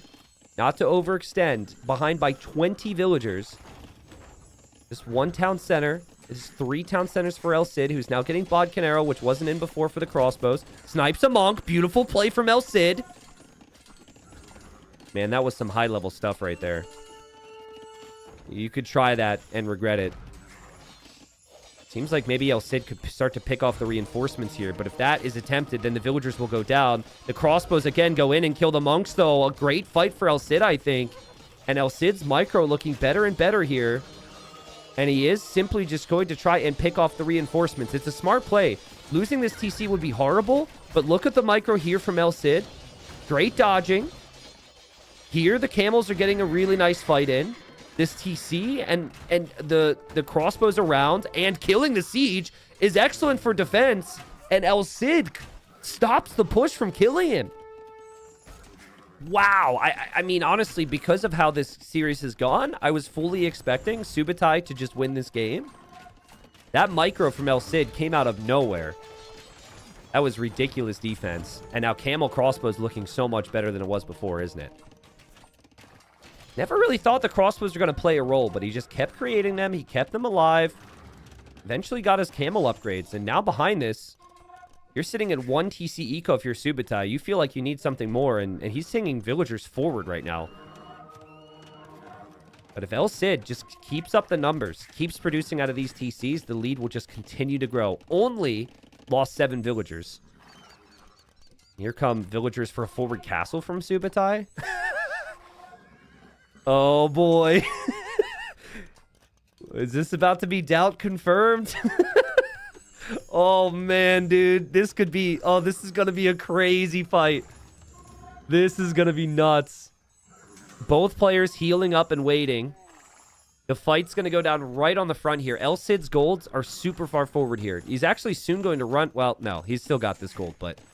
Losing this area could be brutal. That's a lot of knights. There's 26 of them. And there's pikes. And there's siege. I think this castle can go up. Oh, God. Oh, God. Subotai's dropping a castle right on his face. El Cid is probably like, are you kidding me here? Now he's got to use these crossbows effectively and dodge the siege. He does dodge the siege. His camels are getting a good fight. He uses the siege against his opponent's siege. But, guys, there is a problem here. And the problem is... that even though El Cid is going to win the fight, this castle is going to go up. The crossbows and the camels are trying to focus down the vills. This is close. This is close. It's at 85%. It's at 88%. Villagers are starting to die. It's at 95, 96, 98. And it goes up. It is not doubt confirmed. We knew that. He's in the main event, right? It was incredibly close. And now what do you do? Like... Okay, you have a massive eco lead, but you have a Teuton castle on your face. You're probably going to lose this TC. This could get so much worse for you. Subotai's pressure has been unreal. You have to somehow avoid this. I think you could think about maybe ramming it down if it's another Civ, but against Teutons, that's unlikely to happen. And El Cid says, I know what I'll do. I'll go to the Imperial Age. Excuse me, El Cid? That's crazy. Castle on his face, not really panicking, able to settle down. And he wants a castle probably for Trebs then. He is running villagers here. Where is he going? Does he see anything? I think he might mine this stone, honestly. Could maybe buy a castle soon. You know, I'm concerned the castle might not go up, right? Like, if he wants a castle, he has to buy more stone than he can afford right now. So it's going to take some time, and there's still going to be army from Subotai, and Subotai, he's going to be in a position to maybe deny that castle. These villagers finding this stone, though, is huge. That's some neutral stone that he found earlier. 40 villager lead for El Cid. Ballistics now on the way. Sick play from El Cid. I thought El Cid was completely dead here. Okay, this is Choo-Choo number 2. Choo-choo! Here comes some pikemen and some rams. Just going to take out some houses. These villagers on stone going to be found by the knights. Villagers quick wall there. Ooh, nice quick walls from El Cid. All of a sudden, I'm getting Vivi vibes from El Cid, which I wasn't getting in the first 2 games. But again, we didn't really get to see a normal game from El Cid yet. El Cid has looked really good on Arabia. Could get chemistry quickly with the Malians to maybe make some cannons, which might be the thinking now. Outposts around here just for vision. We've got a castle on the right side from El Cid. I didn't even realize El Cid was over here. And that castle is going to go up, most likely. I don't think Subotai sees that right now. Subotai could have denied that if Subotai noticed it, but it seems like it's halfway. Would take some time to get there. Imp is in for El Cid, despite the forward castle on his face. Beautiful play from him. Does click chemistry. He'll definitely be planning for bombard cannons. Doesn't really need more army than what is currently out there. Feels like the camels and the crossbows can hold against Subotai. And Subotai, who's been so aggressive, is just, unfortunately, too far behind economically. Now, the Treb would sit right around here. That is still an area where the Treb could get sniped. So El Cid might need some patience here. You don't want your first trebuchet to get sniped. That can really slow down the snowball. And the camels are maybe going to be pulled over here because of this. But honestly, if Subotai sees the camels over here, Subotai should dive with the knights. It feels weird to say should in these situations because it is such a messy game, but that is the game sense you would expect from the player at this level. There's the Treb. Camels are there to protect it. I mean, you have nothing else to lose if you're Subotai. Like, you're not even up to Imp yet. So I think you just got to stop this. You have to take the fight, even if it's awkward. You really have no choice. And more villagers coming this way. Are we about to see another forward castle? Maybe here? Yeah, definitely planning for a fight here. And you see where the knights are going? This is perfect game sense. They, oh, okay. You're protecting your Trebs, huh? Well, then, well, here I go into your base. And guess what? There's nothing here. There's nothing here. Guys, I think Subotai can win this game. Look at the camels. El Cid is like, oh, crap.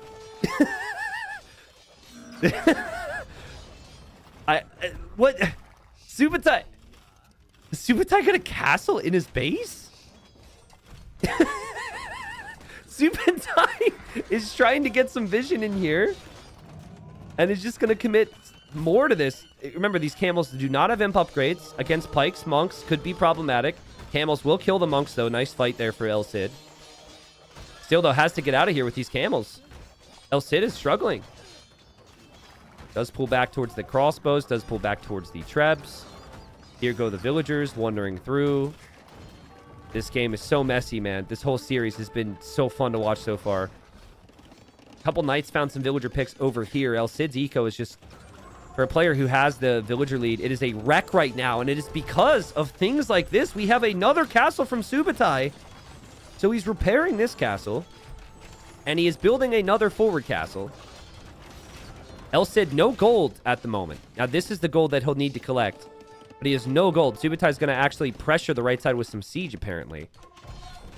Now, once this castle's down, this gold could be accessible again for Subotai. But that's a lot of knights. And I'm not convinced that these knights can be killed by anything if El Cid doesn't have gold. I think these knights can kill 20 villagers, which is what he needs to even it up right now. I think they could take out TCs even. God, this must be so annoying. Anyone else feel bad for El Cid right now? I mean, he's trying. He's getting raided everywhere. This is unbelievable. I also love this. El Cid just casually outposting near the opponent's eco. But knights are taking out this TC, and El Cid is completely falling apart. At the same time, though, the castle's gone down. The next castles could go down. And El Cid's actually taking a really good fight. Can maybe get access to gold again. Buying stone maybe to drop more TCs everywhere. And now we've got knights over here as well. There has never been a better time to research Tigui for a Malian player in the history of Age of Empires. Like, if you could get Tigui now and your TCs fire at arrows when you're not garrisoned, that can actually be very helpful. Because you need something more. Look at this. Is this Vivi? What is this crap, dude? Subotai is ramming down the TC. He's raiding this TC. El Cid back on gold. Over here, El Cid held on. But needs to take out this castle. And this castle will get taken out, finally. Subotai still castle age. Let's remember that. Subotai has spent a lot of stone and a lot of gold on this army. If this army goes down, I don't know if he'll be able to make a whole lot more. Obviously, you know, the raids have just been insane. But the TCs with Bodcanero and Chemistry are doing enough against the Knights. Like, the Knights can't actually stay underneath the TCs all that long unless there is a lot of them. And now we have Siege Workshop number 3. Forward from Subotai. Subotai's cracking me up, dude. Subotai is cracking me up. This is so funny. Poor El Cid. He's got, like, 2 on food right now. Look at all these farms that don't have farmers anymore. So much eco has had to be abandoned. Camels will maybe need to... Like, this... One of these sides needs to be dealt with. I think you just deal with this side. And you don't forget about these villagers over here, but... Okay, new TC. All right. It looks stupid, but it's actually smart. You need a new TC around farms. You need a mill around farms. That's really good. Guys, it's just... Subotai has made this so messy. And I actually think Subotai is going to win this game. I mean, this is... It seems like El Cid just can't put out all these fires. There's just not enough army to go around. All right, the camels are going to go over here. That'll be a decent fight. These camels have to come over here. You just can't make more. And he's actually hit a point now where he can't actually produce villagers, too. Like, there he was just out of the TC, killed the ram, and back in the TC. That's crazy. Now, he's doing a lot of things. But can he stabilize this game? This is a wild one. I would love to see maybe Subotai focus on getting some relics. Maybe expanding the eco. Like, 2 TCs is great, but like 4 TCs with an all-in castle age feels a lot more reasonable. And again, eventually we might actually see a situation where Subotai doesn't have gold anymore in castle age. Like, he is mining through the majority of his gold, and he loses all the knights there. Really could use a lot more pikemen right now. Still army right now for El Cid. 4 crossbows and 7 camels. Yikes. That's definitely not what he's looking for. But can breathe a little bit for now in the middle of his base. Is back on 30 active farmers, which he wasn't at moments ago. And, well, here we go. We've got a ram push from Subotai against the TC.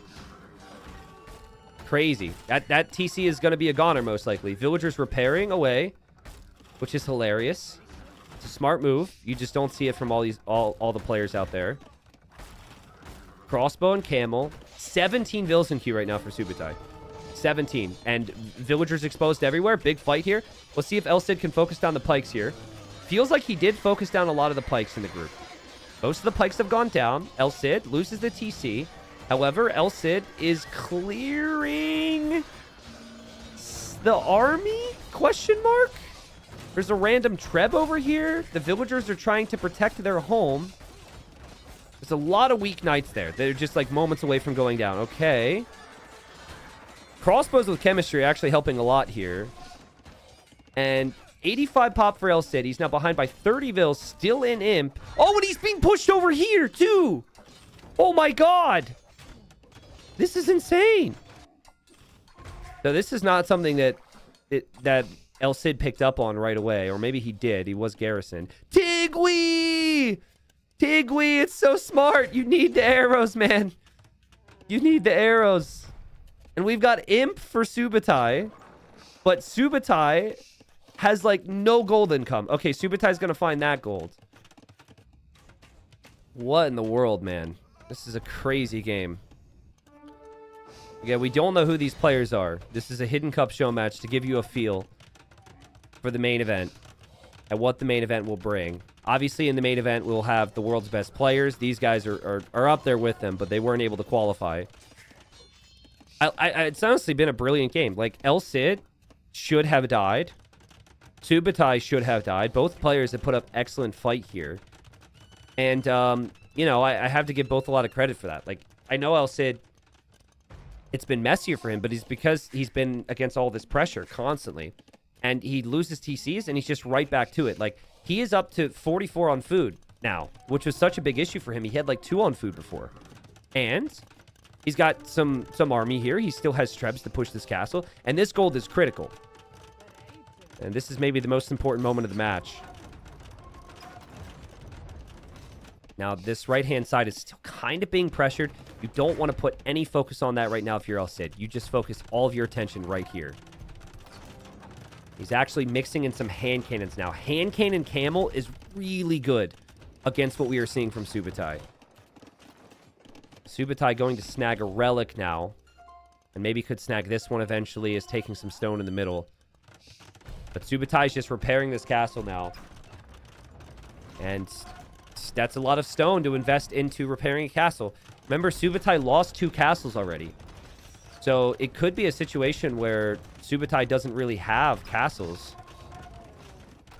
I think El Cid sees this monk and wants to kill it. So it's bringing all the camels to do that. We'll kill that monk, which is a good move. Monk will die, but now, of course, the camels aren't here, and there's an opportunity now for Subotai to go kill those Trebs, maybe. Subotai actually choosing to send these knights into the eco again.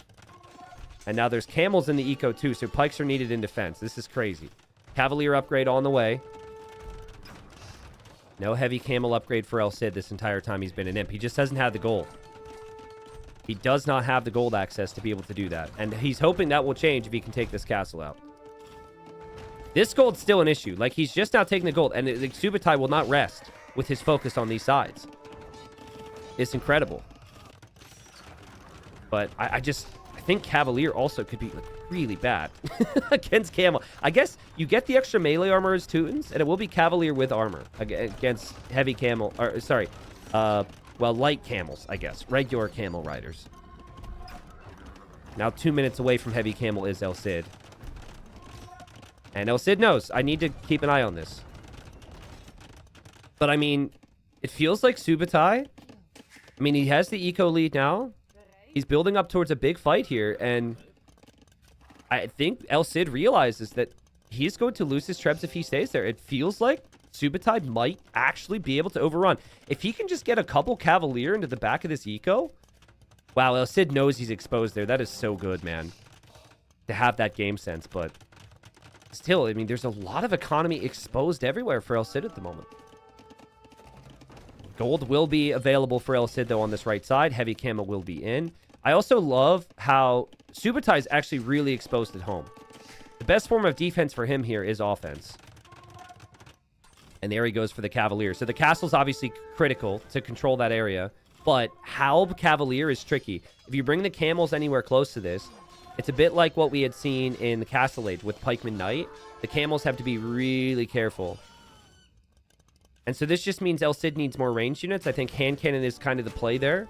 But you lack mobility with hand cannon, and it does cost gold. I wonder if a castle here eventually for El Cid would make sense. Because you know that Subotai is going to come back there. And here come the camels. Cavalier are so slow with Teutons, and the Cavalier need to get away now. Yep, nice work there from El Cid not to lose those range units. Nice work from Subotai, though, to just split up some halbs into the eco.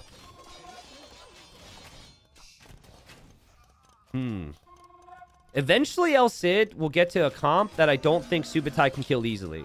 But right now, Subotai is as a big moment because the numbers aren't there for El Cid. There's a castle going up on the right. We know why this happened, right? We already explained it. You need the gold. And then this area is actually protected, so you can focus on the main fight. So it will be 3 castles for El Cid. More hand cannons still being created, but being created from ranges that are surrounded. This is so messy. Trebs are being massed right now from Subotai. Murder holes on the way. You never see pros get murder holes, but in this show match, we'll see everything, man. Who are these players? And oh, Subotai knows that El Cid is on the right, that El Cid is playing defense, and so he is going to shift to this left-hand side to treb this down. I love the patience from Subotai. Crazy patience, man. To wait for this, to show up with multiple trebs. I'm preaching it all the time in my cast. Do not show up with 1. Show up with at least 3. Then your opponent has to react to you right away, or they're going to lose that castle. This castle will likely go down. I do not think El Cid can get enough army to deal with this right now. It's just been such a big problem for El Cid to keep this eco protected. 9 hours and 20 seconds of idle eco for El Cid in this game. I mean, Subotai's total idle eco count is also pretty high, to be honest, for a 1-hour game. But El Cid's lost 130 bills. Like I said, I think this army type is actually superior right now for El Cid, but it's the numbers that's the issue. That is just a lot of Cavalier. We have crenellations on the way from Subotai. Adding some pretty ridiculous range onto the castles for the Teutons.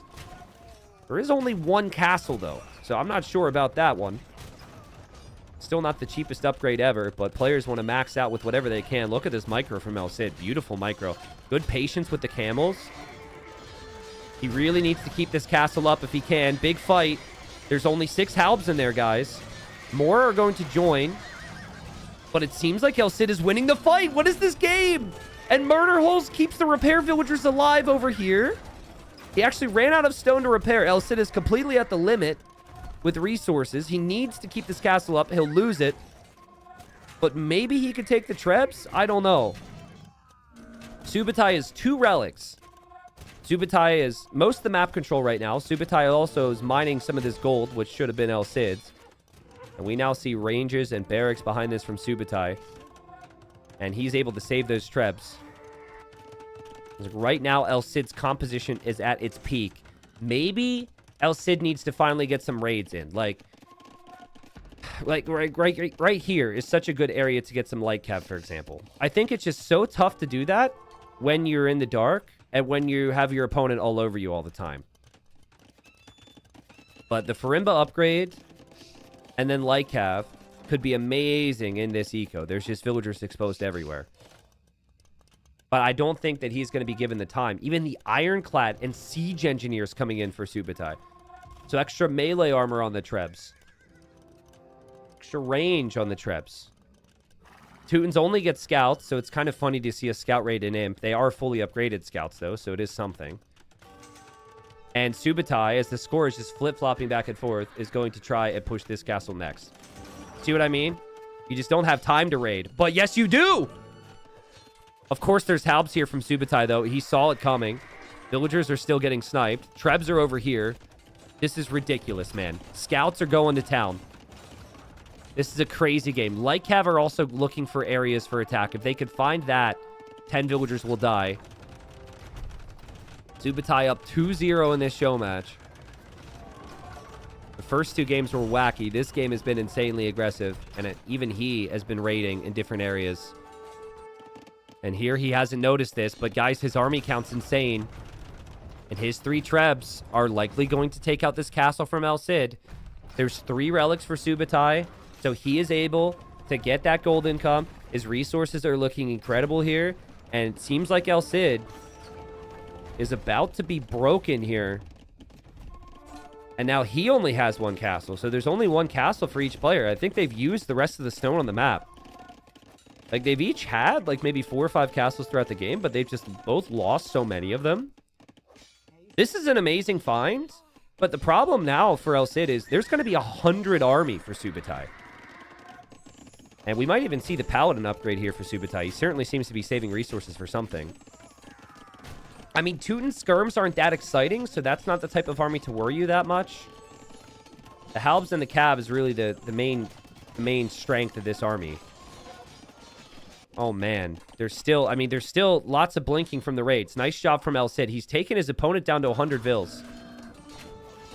That's maybe his way back into the game. But his eco is so exposed as well, isn't it? Bit of patience here from Subotai. Light Cav still moving around. One of them was moonwalking. Shout out to that one. Subotai shifting positions, interestingly enough, to go to this eco, so not going for this castle. We do have El Cid struggling for wood at this point. No Paladin upgrade. No gold income beyond the relics now for Subotai. Completely out of gold. And that is the same for El Cid. The only gold left on the map is maybe that gold right there. 160 gold. We never saw the Farimba upgrade, which is quite sad for the Malian player. That could be really helpful with the extra attack. But sadly can't afford it right now. Gold mining upgrade coming in for a player with no access to gold. That's funny. He's probably like, oh, I need gold. I need to get my gold upgrades, and doesn't realize he doesn't have any villagers on gold. It's obviously not worth it, but maybe there's... Well, if he gets to this gold, it's going to come in really fast. And Lycav have really done a lot of damage here. El Cid's fight, man, has been incredible. I think I know who this player is. I'm pretty certain I know who El Cid is here.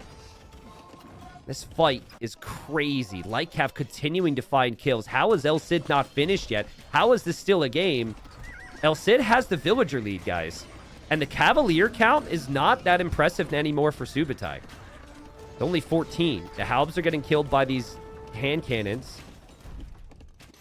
There are random blue units everywhere. There are outposts everywhere. Like, Subotai can see most of the map.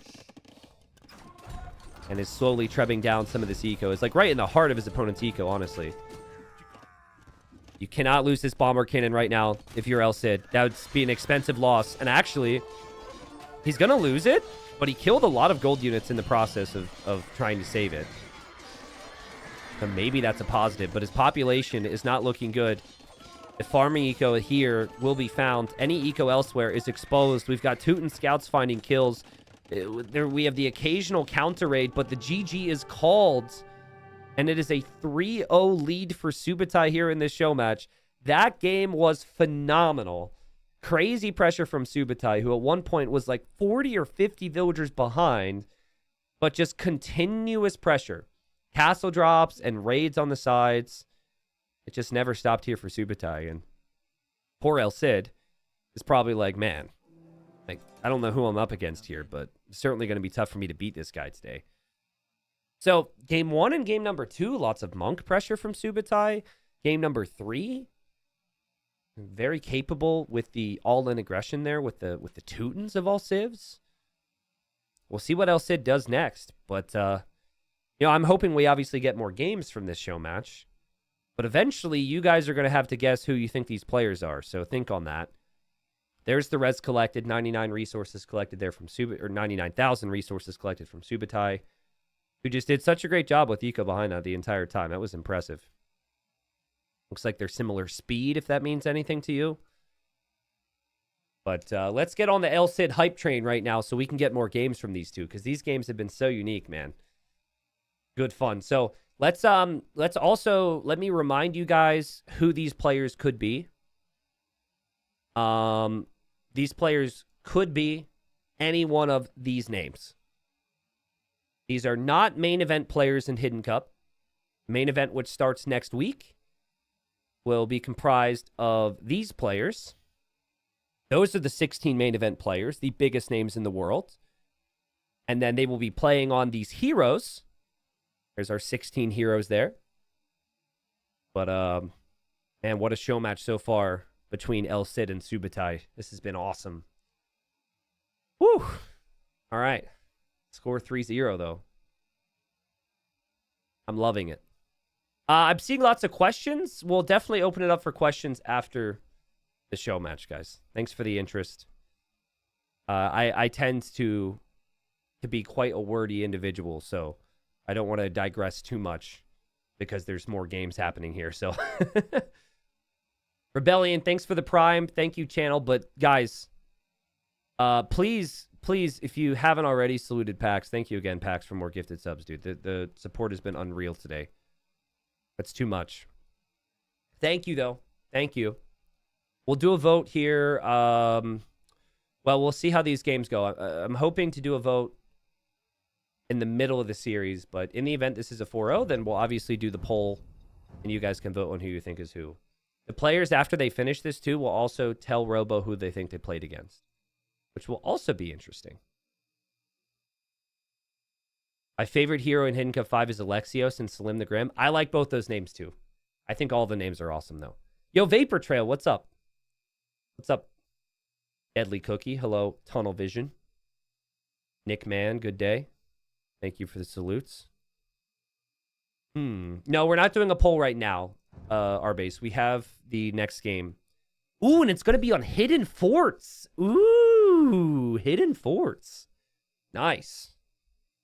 I love this map. I'm really curious to see what the meta is on this map in the main event, dude.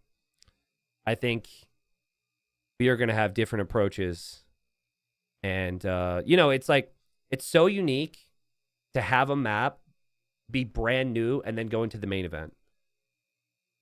Because by the time, like, if you're a player who likes to just, like, kind of let someone else set the trend with strategy, and then you just fine-tune it, and you create, someone creates the meta, and then you, like, fine-tune the meta, that's where you could struggle a bit more, right? And with this new map here, you also could have situations where players will practice and think that different approaches are the way to go, and those approaches could clash. So here we go. We've got Subotai 3-0 up here in this show match, playing as the Malay in the blue. And then in the red, we've got El Cid playing as the Bohemians. This map is called Hidden Forts. Some people have called it the Bat Map. We are not trying to signal you Batman, but you are welcome to watch the main event of Hidden Cup 5 if you would so wish. February 25th through March 3rd. So the way this map works is there is big incentive to be in the middle. And if you would like to be in the middle, you just need to chop through there. So as you can see, players build a lumber camp here, chop 2 trees, and suddenly they're in. And when they're in the middle, there are rhinos for them to snag and bring them in towards their TC. And there's also gold there. The problem with being in the middle is, well, the opponent knows exactly where to find you. And it actually can be kind of problematic if you're stuck in the middle and you then lose the outside, which we saw in the game yesterday, that the player who took the middle then lost the outside. So the middle obviously gives you some benefit, but then if you're lacking the outside, you could be in a worse position. So it is very interesting. And we are going to see El Cid build a lumber camp. And clearly the plan here for El Cid is to chop through to the middle. Now, there is a small thing, like if you really want good chances at taking the rhinos. Now, these guys aren't training for the main event, so they probably don't know this. But if you want the best chance of finding rhinos, going to this type of area, I don't know how to describe this, like the edge, the corner, this is actually bad because it's less likely there's going to be rhinos around to populate. Whereas like if you go to the middle area, it's more likely you could find multiple. But look at Subotai here. Subotai has built a lumber camp, which was not designed to get through to the middle quickly. This is an intentional move. This leads to more efficiency with your eco. But this does not help you get access to the rhinos. So my feeling is civilizations that'll be really strong on this map will be civs like Malay. Bohemians actually are top tier. I really wouldn't mind. A civ like Mongols, I think, could be picked here with all the hunt. I mean, there's even hunt on the outside you can take. You can't say no to Mongols. I think poles are actually top tier here. You can just give up the middle, play to the sides, farm away. You have plenty of resources. Poles have a great late game. So it should be good. Otto says this map looks unbalanced. Okay, Otto, tell me what your feedback is. What tweaks should we make? What is unbalanced about it? We have a villager coming here from Subotai. Ooh. Sneak villager walking around. And that villager, I mean, you know the opponent's berries and gold are usually a bit more to the outer side. That's something that's somewhat fixed. It's never like in this little nook. It's always towards the side. Someone says if both players short wall, blue gets more res. Otto, the game has to be played, my friend. You mean short wall like this? That's way too much walling. I appreciate your insights, but it really, and I'm not saying the map is perfect by any means, but I'd be shocked if players full wall this because of the amount of aggression that can come through in Feudal Age. So these villagers, interesting. They're still, we'll see if they've been shift queued, but they should eventually make it to this tree. And Subotai is building a forward barracks, making militia, and El Cid saw the house. Interesting.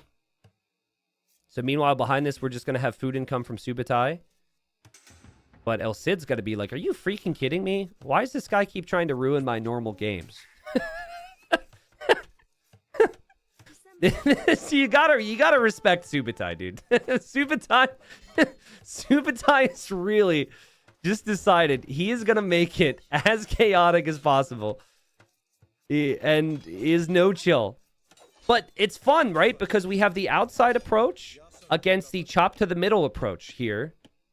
El Cid is hoping to take the middle, and Subotai doesn't really seem to care about that right now. Right now, it feels like the militia not going to break through. Nice job from El Cid. And El Cid's on the way to Feudal Age here. So these militia might not end up paying off. And then Subotai might be in some ways regretting making this military. But I think this is still really good. Because you can still attack houses. You can still disrupt the opponent. T90 Twitch chatters need to be rebalanced before the main event, please. Nah, I mean, it's a little unfair of me, maybe, to like, call someone out in front of 7,000 people to say, prove your point. But if you say that there's, you know, an imbalance, I want to hear people's thoughts. I think it's, you know, it's really easy to have a thought and just make a judgment call based on looking at something without thinking about how the gameplay is going to play out, so you know what would be fascinating here is if the archer follow-up doesn't even happen out here. Wouldn't that be so sick? Like, maybe you could go archers right to the middle because you're thinking El Cid's going to be through. Could see it, maybe. Militia and Scout haven't killed anything, but they've disrupted El Cid a little bit. And Melee advance faster to the next stage, and they'll always have a villager lead because of that. So spending less time researching the next stage adds up. The Outer Wood's being taken too. This wood has 150 per tree, which is very nice. Just passing there from El Cid. So the wood efficiency should be much better for Subotai. And El Cid maybe picked Bohemians thinking this could be good for the late game. And is going to go into archers and skirms here.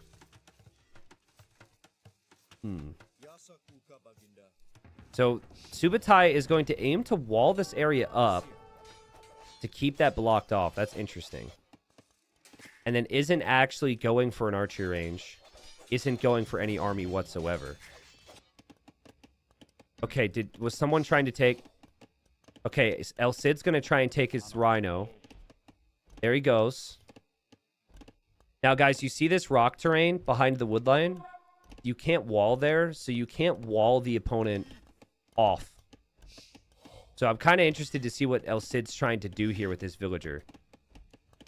But there's going to be the rhino. That's a lot of food income. Archers are in defense here as well for El Cid. Well, he checked the lumber camp, right? So he knows that's where the chop through is coming. Is he going to tower it, maybe? Because you can't wall behind. So we had a lot of test versions of this to eventually get to the finished product. And walling behind was really strong, which is why we added the rock terrain. Archers still have to micro here. Really nice shot from El Cid with the idle TC, or lack thereof. Market from Subotai. Yeah, Subotai's just planning for Castle Age. I mean, it'd be pretty wild if El Cid would, like, bring an archer here. There's a villager going for another rhino. Let's see if... I mean, good luck paying attention to this when you're paying attention to everything else. But okay, that's happening. Good stuff. Archer's still chasing down the militia. Dude, if this villager builds a palisade immediately right there, after this tree gets chopped, I'm going to lose my mind. There's a rhino coming in at the same time. I bet you Subotai builds his own palisade. Okay, the villagers just come right through. Yeah, so I wasn't really sure what El Cid was trying to accomplish there. But now, Subotai's made the cut through and drops an archery range. But here come the ranged units from El Cid, which maybe spent a little bit too much time chasing this. I don't know. Can you theoretically mule cart block? I think you could, yeah.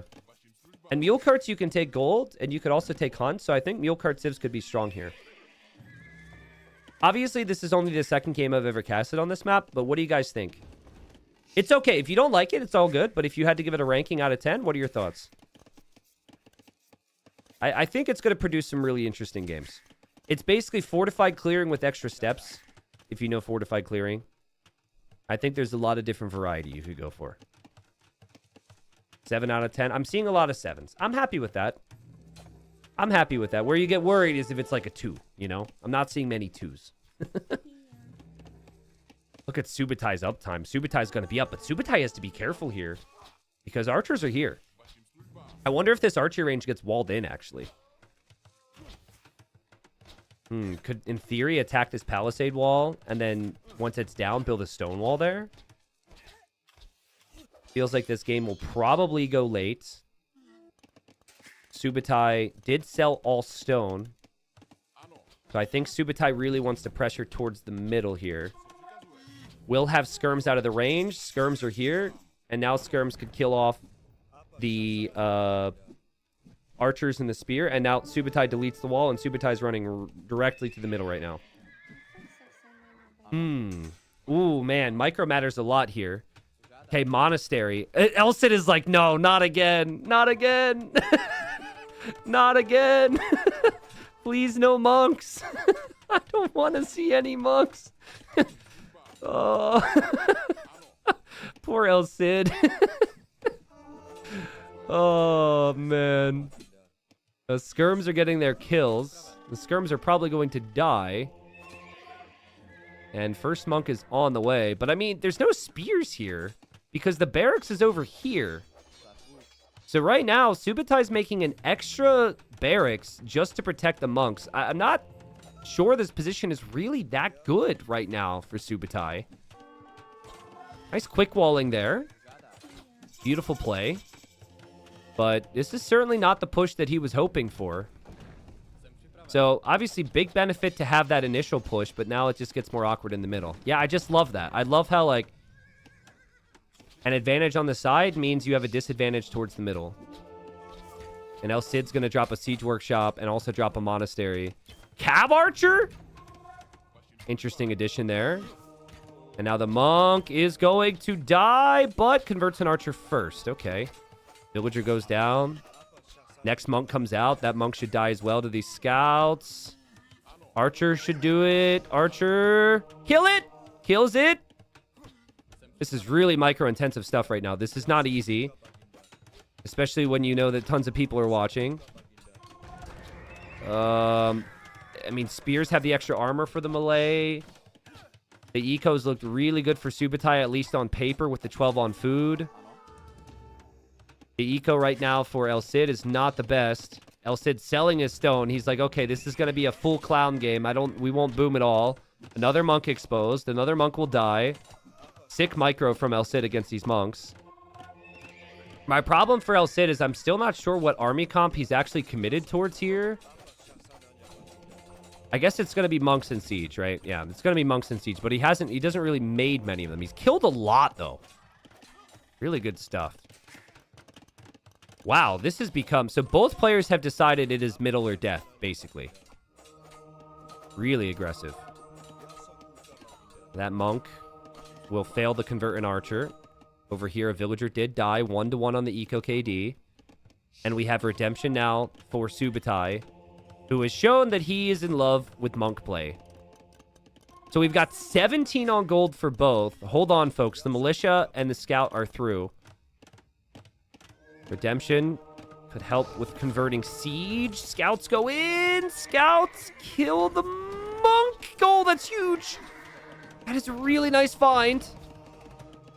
Now there's no monks for Subotai to be able to convert the siege anymore. And El Cid is starting to do pretty good job here. Obviously, Atonement would make a lot of sense to convert enemy monks. Villagers on this wood line that have chopped a hole. Like, the siege could roll right through. They're getting pushed back. And can El Cid finally get a win here against whoever this pesky, pesky player is in Subotai? God, I mean, this distraction is going to be so annoying. Still feels like the archers are offering enough protection in some ways for any monks that might hop out of this monastery. But not this one. Not this one. And if that siege gets converted, then all of the archers could go down and the siege is converted and a monk goes down. Disaster again here, I think, for El Cid. Now, there's still the militia fighting, which is a pain. And the siege could actually be kept alive. And archers could maybe be converted. And, oh, God, what a mess. What a mess, dude. El Cid has just not been able to play his game because Subotai just made it so scrappy and so messy.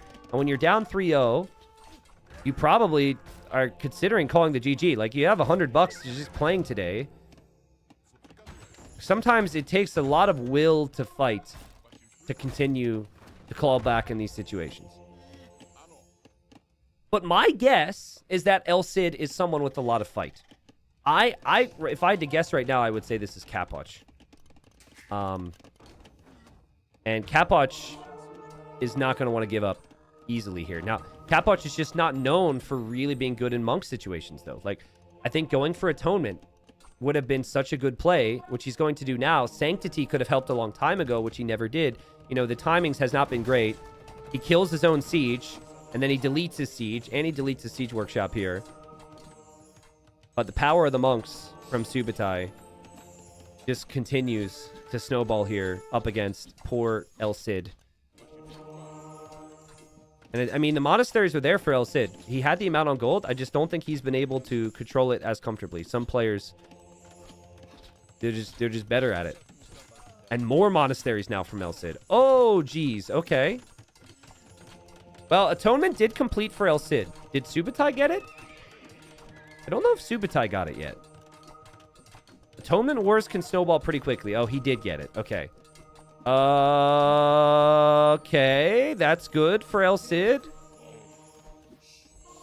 Guys, I have no clue what to say at the moment. I'm so sorry. This is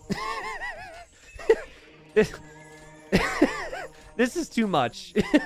We have red monks becoming blue monks. We have blue monks becoming red monks, and we have archers who are very confused. There's a lot of whoa noises, and a lot of arena players are very satisfied. They feel very at home right now. Siege is here. El Cid has accidentally clicked a Rhino, so now we have Rhino attacking archers.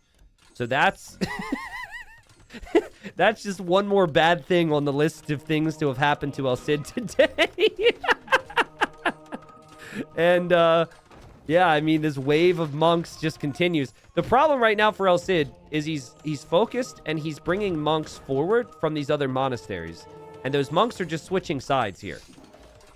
These monks are just going rogue. And he just continues to build more siege workshops and more monasteries. But he's not getting conversions. It's 13 monks for Subotai. It is just 3 for El Cid. And El Cid is... I mean, if he completes this, he's going to have 8 monasteries. But only 3 of them are actually good to produce from because his opponent's going to be coming through. Maybe none of them will be good to produce from because Subotai is going to build a castle. I'm pretty sure he bought this castle. I don't even think he mined the stone for this. I think he bought this. I don't know how he got the stone. Anyways, there goes the castle. And, you know, I talked about the map and how the inside can be helpful, and the outside can be helpful. And there's all these different things you can talk about. This map, both players prioritize the middle. Subotai is so clearly so good with monks.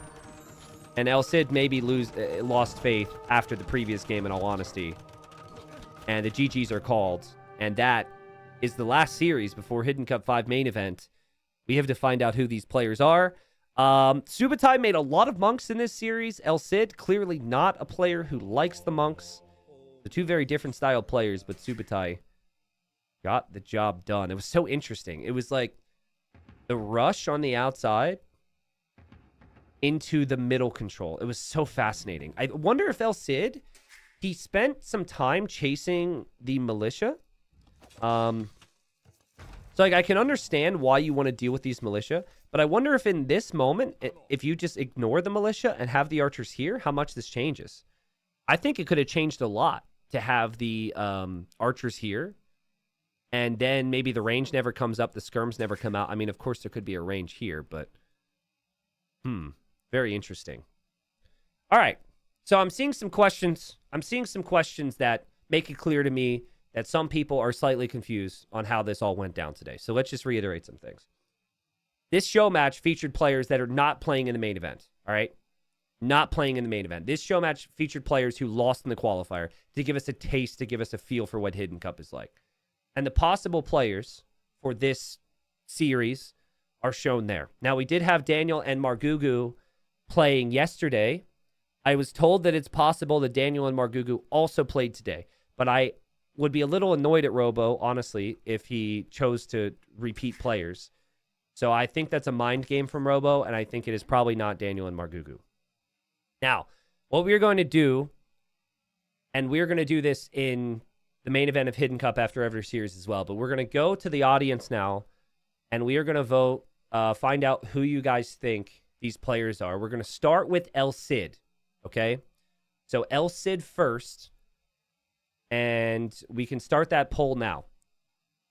So you're able to vote by typing a number, and the last number that you type is the number that is entered. So if you type 1, for example, for Kapoch, and then type 10 for Valas and change your name, or change your vote, it will remove your first vote and take you to the next.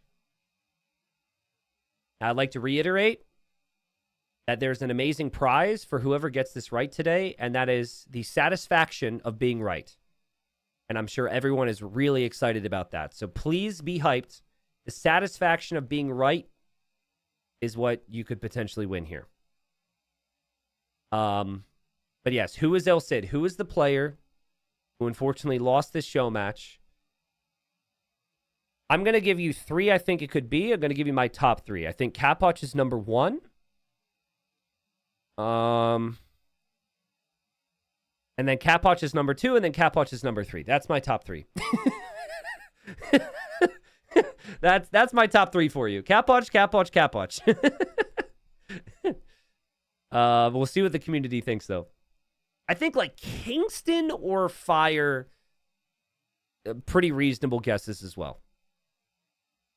I would be surprised if it was Kingston, because Kingston is pretty good on arena-style strats. So, like, the monks, I think he maybe would be a little bit more accustomed to. Someone says, felt like Kapoch would have made for a closer series. It's a fair point. Kapoch generally puts up a big fight. This is what the community thinks. So, how did we do this yesterday? Did we do the vote for the next one first before we revealed anything the players said? I actually forget. Kapoch 31%, Kingston 13%, Fire 12%. Yeah, okay, so let's now get a vote for who the winner of our show match was. Subotai, please. Now, this one I think is trickier than people are making it seem. I think this one has 3 really probable options. I think Freaking Andy is my top vote. I see a lot of people saying that. But I also think Dark could be a genuine dark horse with this player. He's really good with monks, and he's really good with annoying plays. I think he's an underrated player, too. So I think maybe Dark. The other one for me that comes up is Valis. Veleza would surprise me. Vivi would surprise me because of how they played Arabia. But, beyond that, I don't know. We'll see. Vote away, people. Vote away. Next, what we're going to find out is who the players thought they played, which will be interesting. Thank you so much for the support, guys. Holy crap. I'll get to this here in a second, but thank you, everybody. I got a long list of names to go through. This is freaking fun, man. Isn't this fun? This is so fun. I'm so excited for Hidden Cup. Oh, my God. The games are, they're probably going to be a bit more competitive than this show match here. One would hope, of course. And, everything's going to be so much better than these show matches have brought us. So, all right. So, what's the community think? Final tally is, seems like freaking Andy at 41%, Valis at 16%, Dark at 12%. Are you guys stealing that from me? Or you genuinely think it was Dark? I'm curious on that. Anyways. All right. So, let's find out now who the players thought they played. Okay, so Subotai guessed they were playing against Capoch. And El Cid guessed they were playing against freaking Andy. So the players agreed with the top votes from the fans here. Both players seem to think what everybody else thought, which means I'm feeling pretty good about the guesses right now. Robo's going to tell us. Would be interesting if it wasn't one of those players. I feel like it is, dude. It felt so much like freaking Andy. Oh my God, guys!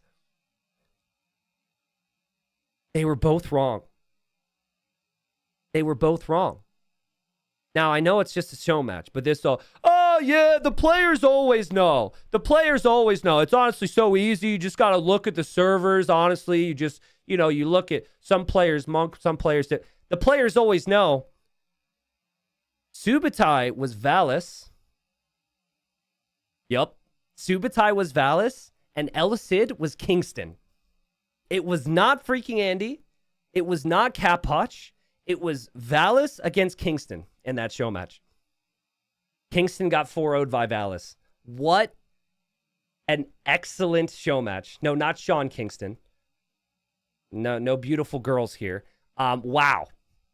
Crazy. And again, we thought, I forget what the results were for El Cid. I thought like maybe it was Kingston. Like, there were some, like, maybes for me, but it very much felt like Capoch to me. And then Valis doesn't normally play so extreme with some of his monks, and maybe thought it would be freaking Andy because of it. MBL in chat says, I knew it wasn't Capoch. Well, MBL would know who is and isn't Capoch more than anyone else. So maybe we should have asked MBL, but that was fun, man. That was fun. So salutes to Valis and for Kingston. I love the fact that they guessed what we guessed. I thought that was amazing. They both played amazing. The games were great. Obviously would have loved to have more games here, but it is what it is. And this show match, again, was to give you guys a taste of how the main event's going to work on Hidden Cup, which starts in a week. It's an 8-day event. We've got a 50K starting prize pool. It's likely to climb. We'll have the best players in the world. We will have so many things throughout each day to make it worth your while to show up and be here. Here's the reminder. Here's the main event players. Those are the 16 names we'll have in the main event. The players don't know who they're up against. The fans, of course, don't know who's who. I am included in this. ACCM, Doubt, Hera, Jordan, Leary, Yo, The Viper, Vinchester, Sito, MBL, Tato, Barles, Sebastian, Ganji, Mihai, and Hart. And then the heroes, guys. Some epic, epic heroes. from Alexios all the way down to Alfred the Alpaca on the left. From good old Sicilian dungeon rusher himself, Robert, which I believe is Robert Gooseguard, and then also Emperor Sigismund. We've got some big names on there, which will be in the main event. Every one of those main event players has one of those names, and it should be awesome. Now, couple things I need to mention about this. Just to remind everybody, we have a live viewing party in the U.S. The tickets are on sale until the main event starts on the 25th of February. So if you would like to be in Fort Lauderdale, Florida, watch the whole final day, third place match, the grand final, the big reveal, buy tickets. Buy tickets. We've got a Discord if you have any questions about it. More and more tickets are being sold. That should be awesome. I will be there as well. You get to meet me at the conclusion of the day. Also, starting on the first day, I'm trying to put as much information out there as possible about this. So when we start the day on February 25th, the prediction contest closes, which means you have a week to try and submit your bracket if you're interested in that. You go to hiddencup.com, there's a predictions tab, and you can predict your bracket. This is obviously not going to happen when the main event spoils results, right?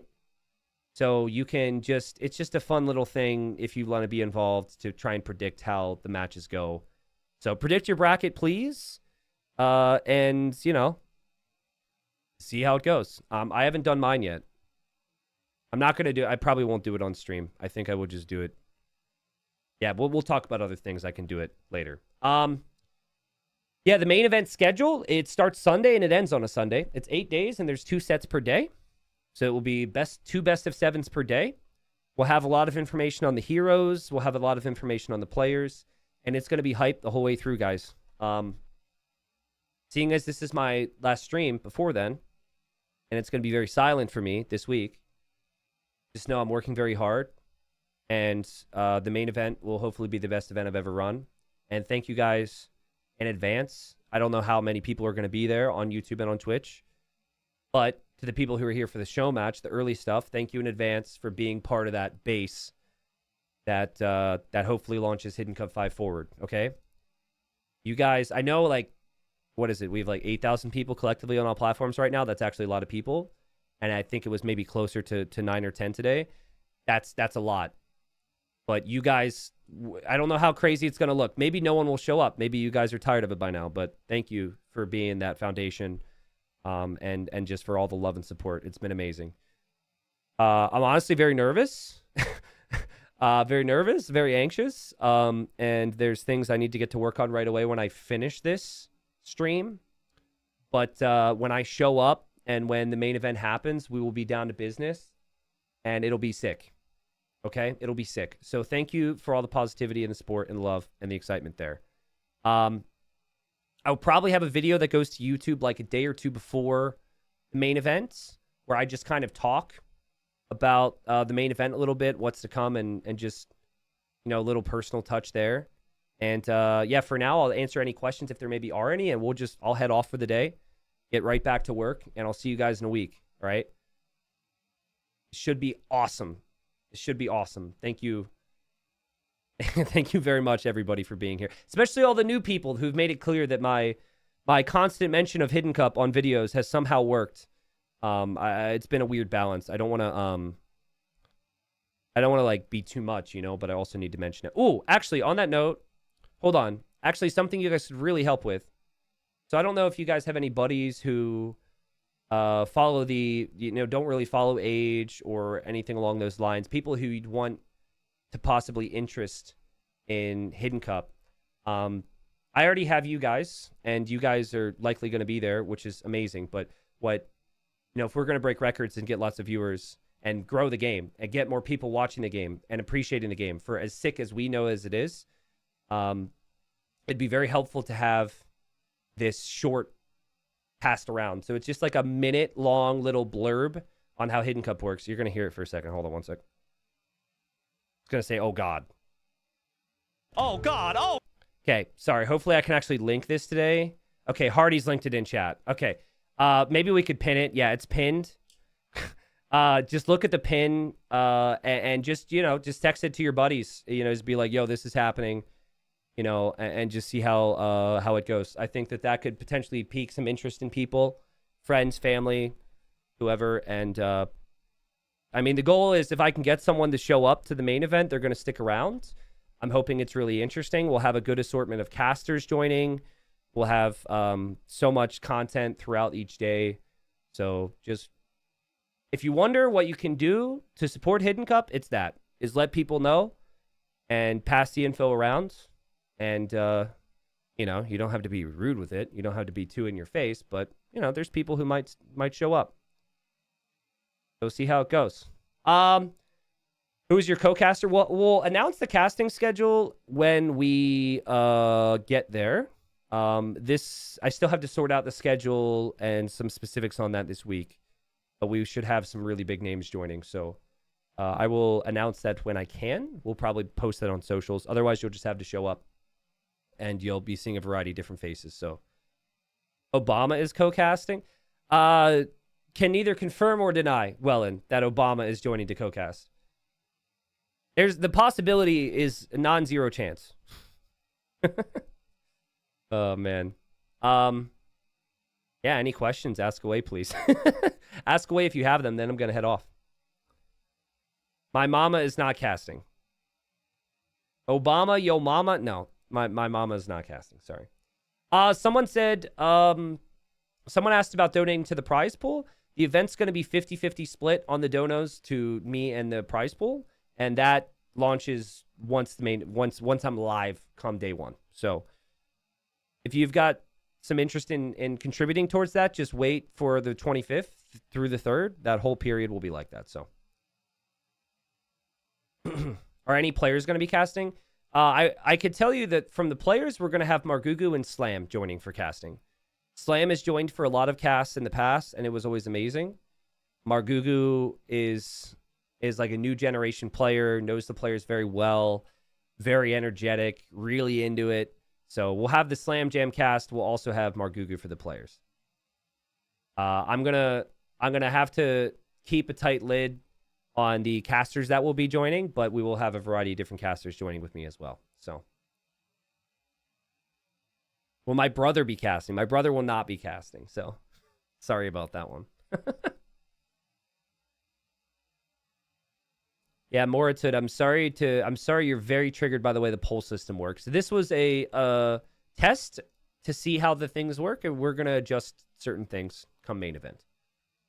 I see you're very bent out of shape about that. Sorry about that. Trying to think if there's anything else to address. I might make a video where I talk through specifics. I might make a video where I discuss the draft a little bit. The draft is already shown on screen here today, so you already get a feel. It's gonna look different, but that's how it works, right? It'll be a best of 7 pretty much the whole way through for a majority of the sets. But yeah, guys, I'm like I said, I'm actually really nervous and really worried that things are not gonna go as I know they can go. So I'm gonna do everything that I can to make sure that the event's sick. I got to say thank you to some people here. Thank you very much to T90 Farms for the sub. Thank you, Axe, for the dono. Victor with the bits earlier was insane. Thank you so much for that, Victor. Runtime, Flopshot, Papillo, Podkid, Handskins, Noob Slaying Viking, thanks again. Noob Slaying Viking, I would just say, I think people may be introduced to Age of Empires 2 via Hidden Cup. I think a lot of people, if you don't know player styles in Hidden Cup, you could still root for a hero. People like that idea, I think. Send them the short and see if they're maybe interested, man. Thank you for that. Thank you, Wacky. Thank you, Q-Tax. And that's it, all right? I'll be back in a week. Sorry the stream wasn't as long. I would have loved for the stream to have been longer, but freaking Valis dominated. It was a fun show match, man. We all guessed incorrectly on who the players were. The players also guessed incorrectly on who the players were, which was a dream. All right. So yeah, that's pretty much it. Hidden Cup 5 is basically 3.5 years in the works for me. I was already planning kind of around this time frame when I left, maybe 2.5 years when I left for Facebook. And I worked my ass off when I was on Facebook to make sure that the community could be improved in whatever ways I could manage to do it as a, taking a step down as far as the streaming is concerned in terms of viewership. But like this event isn't just something that I thought of 2023. It was always in the plans, and some of these ideas have been sitting on are going to be implemented here come next week. All right. So I love you guys. I appreciate the support. Appreciate everything. We're going to leave it at that. And thanks again. All right. Thanks again. You're going to see some big names with me. You're going to see some crazy things happen come main event. Thank you, everybody. It'll be a great time. I know a week is a painful, long time at this point, but tell everybody you can. Thank you in advance for making Hidden Cove 5 what it is going to be. We're going to send a raid on to somebody here on Twitch. Pretty early in the day. Still probably some people gaming. And see you guys in a week. Keep an eye on the YouTube channel. I'll have more info there.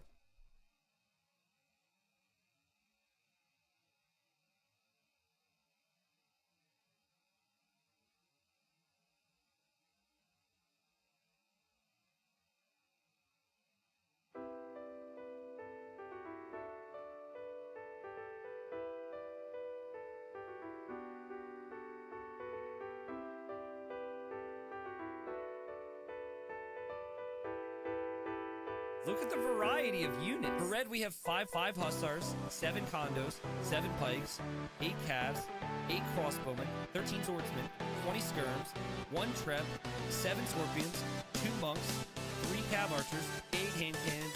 Nothing can kill us. You can't counter everything. That is AI army.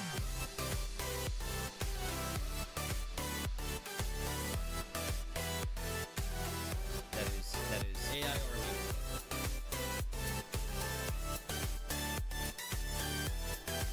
You can't counter everything. That is AI army. 1, 2, 3, 7, 5, 8 pikes, 8, 2 calves. He's just got so much. He's just got so much. AI army. 2, 3, 7, 5, 5 monks. 13, 1, 3, 8 grab, 7 condos, 7 condos. Counter everything. That is AI army.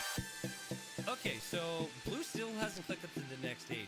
Blue has 7 militia. Make it 15. Dude, blue, you need to cool with the militia, dude. T90 always says, continue to produce as much as possible. Okay, blue, stop it. Stop it. Just for a second, dude. Stop. You can just settle down. You don't need more.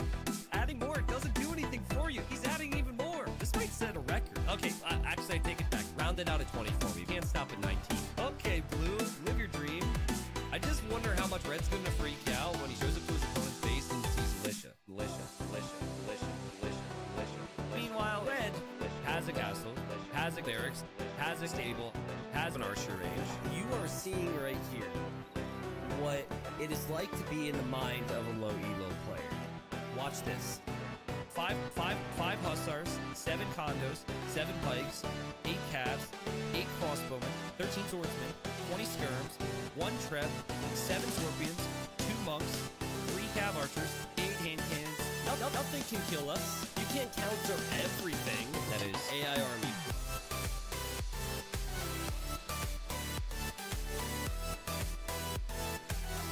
That is AI army.